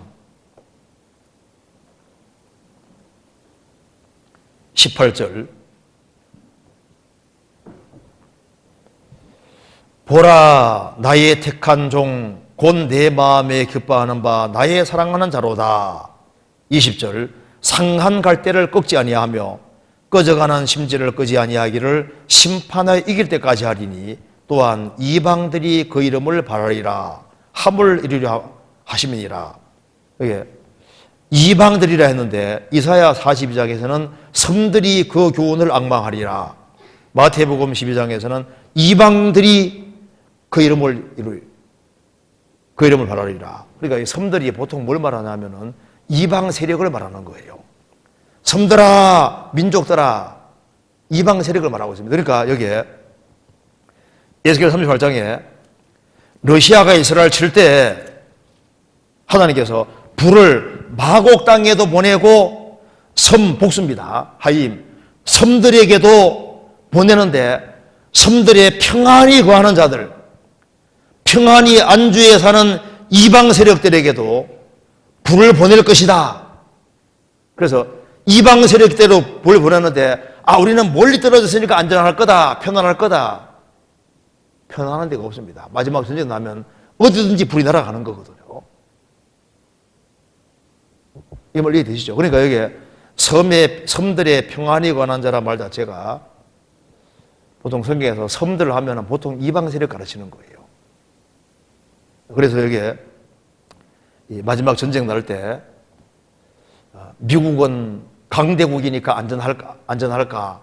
편안하게 사니까 안전할까? 그럴 리가 없습니다. 그리고 미국이 러시아가 이스라엘 칠 때 미국이 가만 안 있을 겁니다. 결국은 이방 세력 전체에 막 불이 날아가서 결국은 심판을 받게 되는 겁니다. 넘어가도 되겠죠? 그러니까 여기 이제 미국이다 이렇게 말하면 안 되고 미국일 가능성도 있다 그 말입니다. 그러니까 뭐 영국 같은 데도 될 수 있고 미국도 될 수 있고 이제 또 넓게 보면은 섬들이 이방 세력 가리키기 때문에 이방 어디든지 날아갈 수 있는 겁니다. 결국은 러시아 이스라엘 치면서 세계 전쟁이 되는 거예요. 그리고 전 세계가 결국은 불로 심판받게 되는 겁니다. 그 다음 질문 봅시다. 마태복음 2장 보시겠습니다. 2장 17절.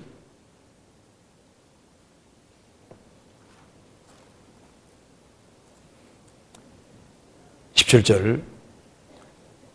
이에 선지자 예레미야로 말씀하신 바 라마에서 슬퍼하며 크게 통곡하는 소리가 들리니 라헬이 그 자식을 위하여 애곡하는 것이라.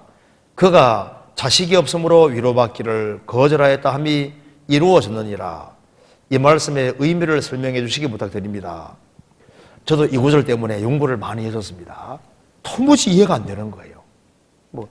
뭘 봐더라도 이게 이해가 안 되더라고요. 오랫동안 이게 수수께끼였거든요.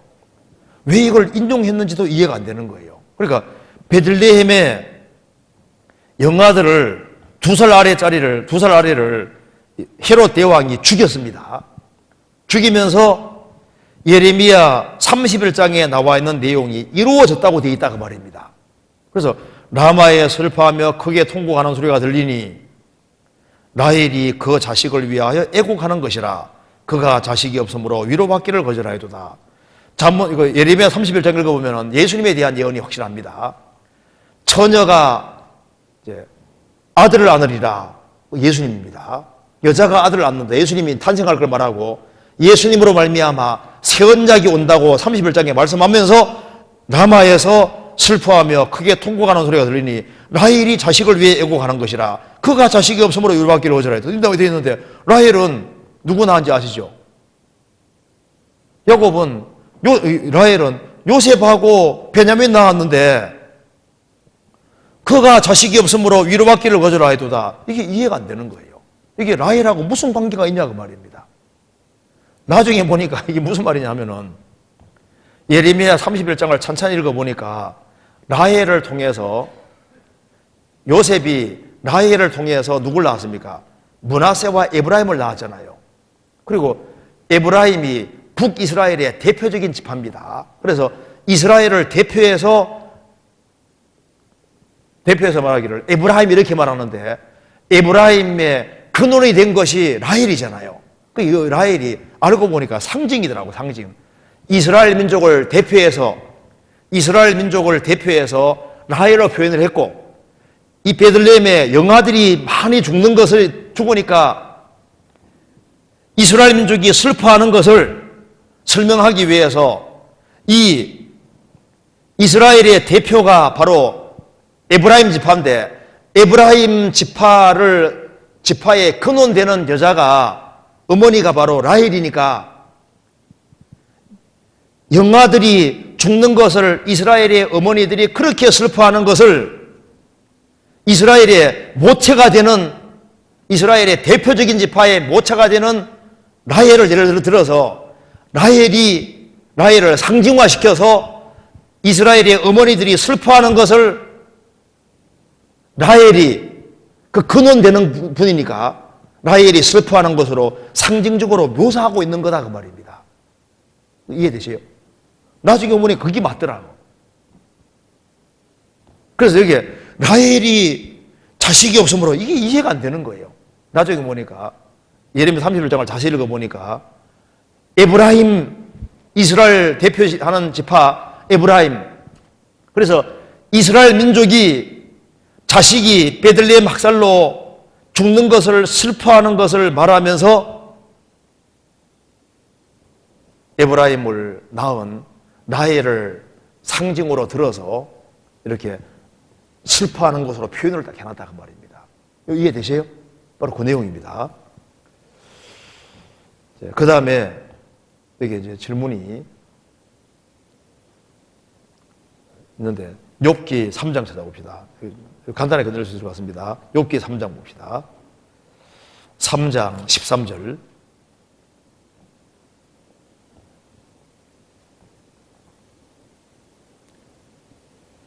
제가 읽겠습니다. 그렇지 아니하였던들 이제는 내가 평안히 누워서 자고 쉬었을 것이니 자기를 위하여 거친 틀을 수축한 세상 임금들과 의사들과 함께 있었을 것이요 혹시 금을 가지며 은으로 집에 채운 목벽들과 함께 있었을 것이며 또 부지 중에 낙태한 자와 같아서 세상이 잊지 않았겠고 빛을 보지 못한 아이들 같았을 것이라. 거기에서는 악한 자가 소유를 그치며 거기에서는 곤비한 자가 평강을 얻으며 거기에서는 갇힌 자가 다 함께 평안이 있어 감독자의 소리를 듣지 아니하며 거기에서는 작은 자나 큰 자나 일반으로 있고 종이 상전에게서 놓이느니라. 여기 질문 내용입니다. 욥기 3장에 욥이 자기가 태어나지 않았으면 좋았을 것이라며 한탄하는 장면이 나옵니다. 그런데 그가 태어나지 않았더라면 있을 곳을 말하는데 이곳이 과연 천국인지 아니면 욥도 잘 모르고 하는 말인지 궁금합니다. 그리고 욥과 그의 친구들이 하는 말들 중 전도집회 자료로도 사용하는 말도 많은데 그들이 하는 말이 다 맞는 것인지 아니면 선택적으로 받아들여야 하는지 궁금합니다. 이것도 아주 연구를 많이 한 사람이 한 얘기 같아요. 보통에서는 질문하기 어렵잖아요. 이게 뭐냐면은 지금 여기에 욥기 3장 1절에 한번 보시겠습니다. 그 후에 욥이 입을 열어 자기 생기를 저주하니라. 욥이 자기 태어난 날을 저주하고 있습니다. 차라리 안 태어났으면 좋았을 텐데 지금 그렇게 말하면서 차라리 죽어 태어났으면 좋았다 이렇게 말하고 있습니다. 11절에 어찌하여 내가 태에서 죽어 나오지 아니하였던가 어찌하여 내 어미가 낳을 때 내가 숨지지 아니하였던가. 차라리 죽은 채로 태어났으면 좋았겠다. 그러면서 죽은 채로 태어났으면은 세상에 이런 꼴은 안 봤을 텐데 하면서 지금 얘기를 하는 것이 지금 푸념조로 지금 하는 얘기입니다. 이게 뭐 죽음 뒤에 뭐 내세 말하려고 하는 게 아니에요. 지금 단순히 지금 죽음 자체만을 지금 말하고 있는 겁니다. 차라리 깨끗하게 딱 죽었으면 다 끝났을 텐데. 그 얘기를 하면서 지금 죽으면은 잘난 사람도 죽으면 끝이고 못난 사람도 죽으면 끝이고 그리고 낙태된 사람도 죽으면은 딱 의식이 딱 끊어지는 식으로 이게 이제 죽음 뒤를 설명하려고 하는 게 아니라 지금 죽음 자체를 말하면서 죽으면 일단 편안하지 않겠냐 그 말입니다. 그 죽음 뒤를 지금 말하려고 하는 게 아니라 지금 푸념조로 지금 하는 말인 거예요. 그래서 여기에 13절에 나와 있죠. 그렇지 아니하였던들 이제는 내가 평안히 누워 자고 쉬었을 것이니 지금 안식하고 싶은 거예요. 딱 죽었으면 좋겠다. 죽었으면 일단은 다 이게 지금 눈에 보이는 이런 꼴을 안 보고 딱 잊을 것이 아니냐 그걸 말하면서 자기를 위하여 거친 털을 수축한 세상 임금들 그러니까 거친 털을 수축해서 이름 날리는 임금들과 의사들과 함께 있었을 것이요 그 사람들도 죽었지 않느냐 그 말입니다. 세상에서 아주 대제국 이런 사람도 죽었다 그 말입니다. 그리고 혹시 금을 가지며 은으로 집을 지은 목백들과 함께 있을 것이며 돈 많이 벌었지만 그 사람도 죽었다 그 말입니다. 죽은 사람 많이 있는데 죽은 사람처럼 됐으면 좋았겠다 그 말입니다. 또 부주중에 낙타한 자 같이 차라리 그냥 태어나기 전에 딱 죽었으면은 좋았지 않았겠냐 그 말입니다. 그러면은 내가 잠시라도 편안하지 않았겠냐. 그 얘기하면서 20절에 어찌하여 곤고한 자에게 빛을 주셨으며 마음이 번뇌한 자에게 생명을 주셨는고. 그런데 안 죽었다 그 말입니다. 지금 이것이 죽음 뒤에 무슨 내세를 지금 말하는 게 아닙니다. 욥은 알고 있는 사람인 거예요.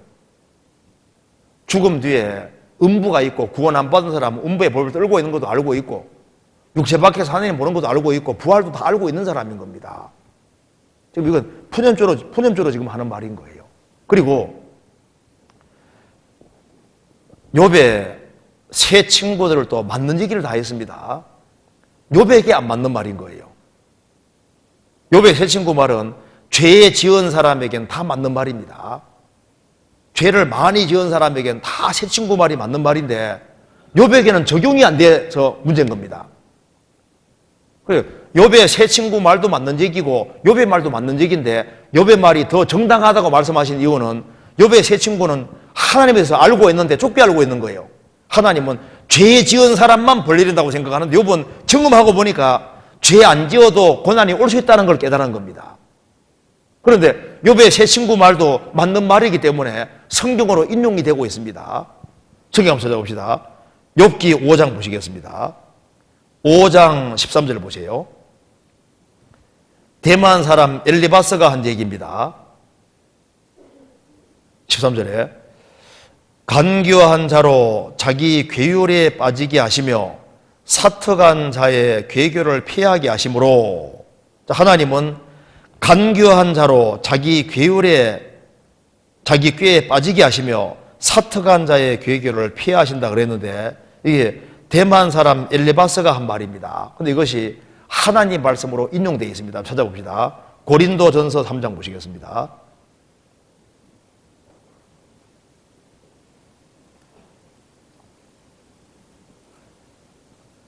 고린도전서 3장 19절입니다. 이 세상 지혜는 하나님께 미련한 것이니 기록된 바 지혜 있는 자들로 하여금 자기 괴율에 빠지게 하시니라 하였고 또 주께서 지혜 있는 자들의 생각을 헛것으로 하신다 하셨느니라.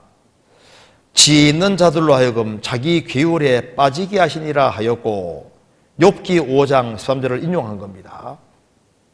그러니까 대만 사람 엘리바스가 한 말을 하나님 말씀으로 인용하고 있잖아요.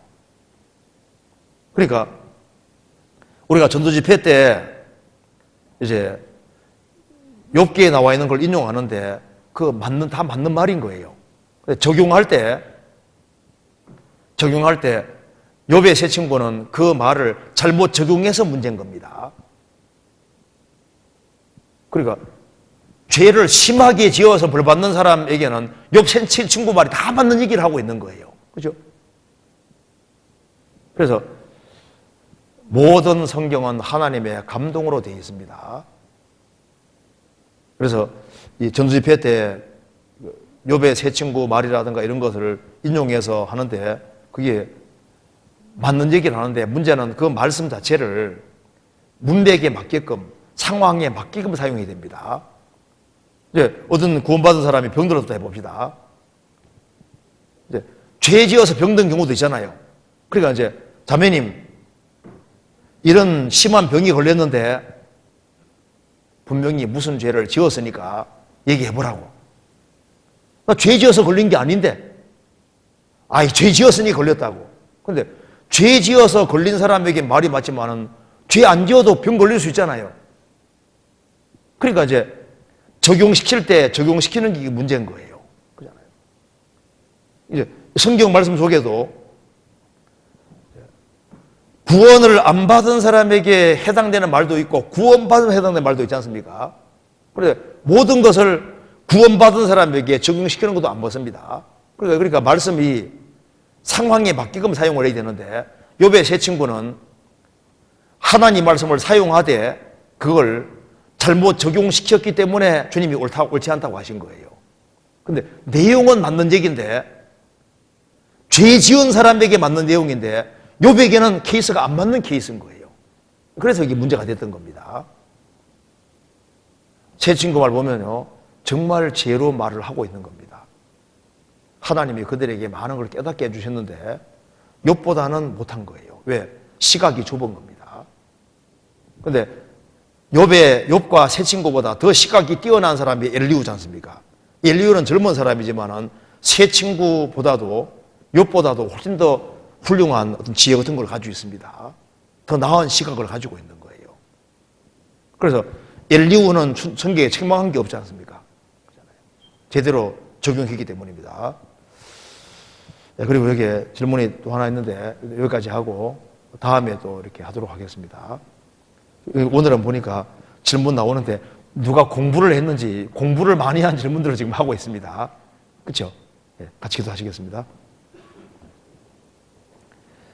자비로우신 우리 아버지 하나님 감사합니다. 저희들을 주의 보배로운 피로 구원해 주시고 주의 크신 은혜와 사랑 가운데 살게 해주시는 것을 감사합니다. 주님의 크신 은혜와 사랑을 이 사랑을 알지 못하는 불쌍한 영혼들에게 담대히 전할 수 있도록 도와주시고 또 다음 주간에 있는 전도집회에 함께 해주시고 구원받을 만한 사람들을 많이 연결시켜 주셔서 주님께 찬송에 돌아가도록 역사해 주옵소서. 주 예수 그리스도 이름으로 기도하옵나이다. 아멘.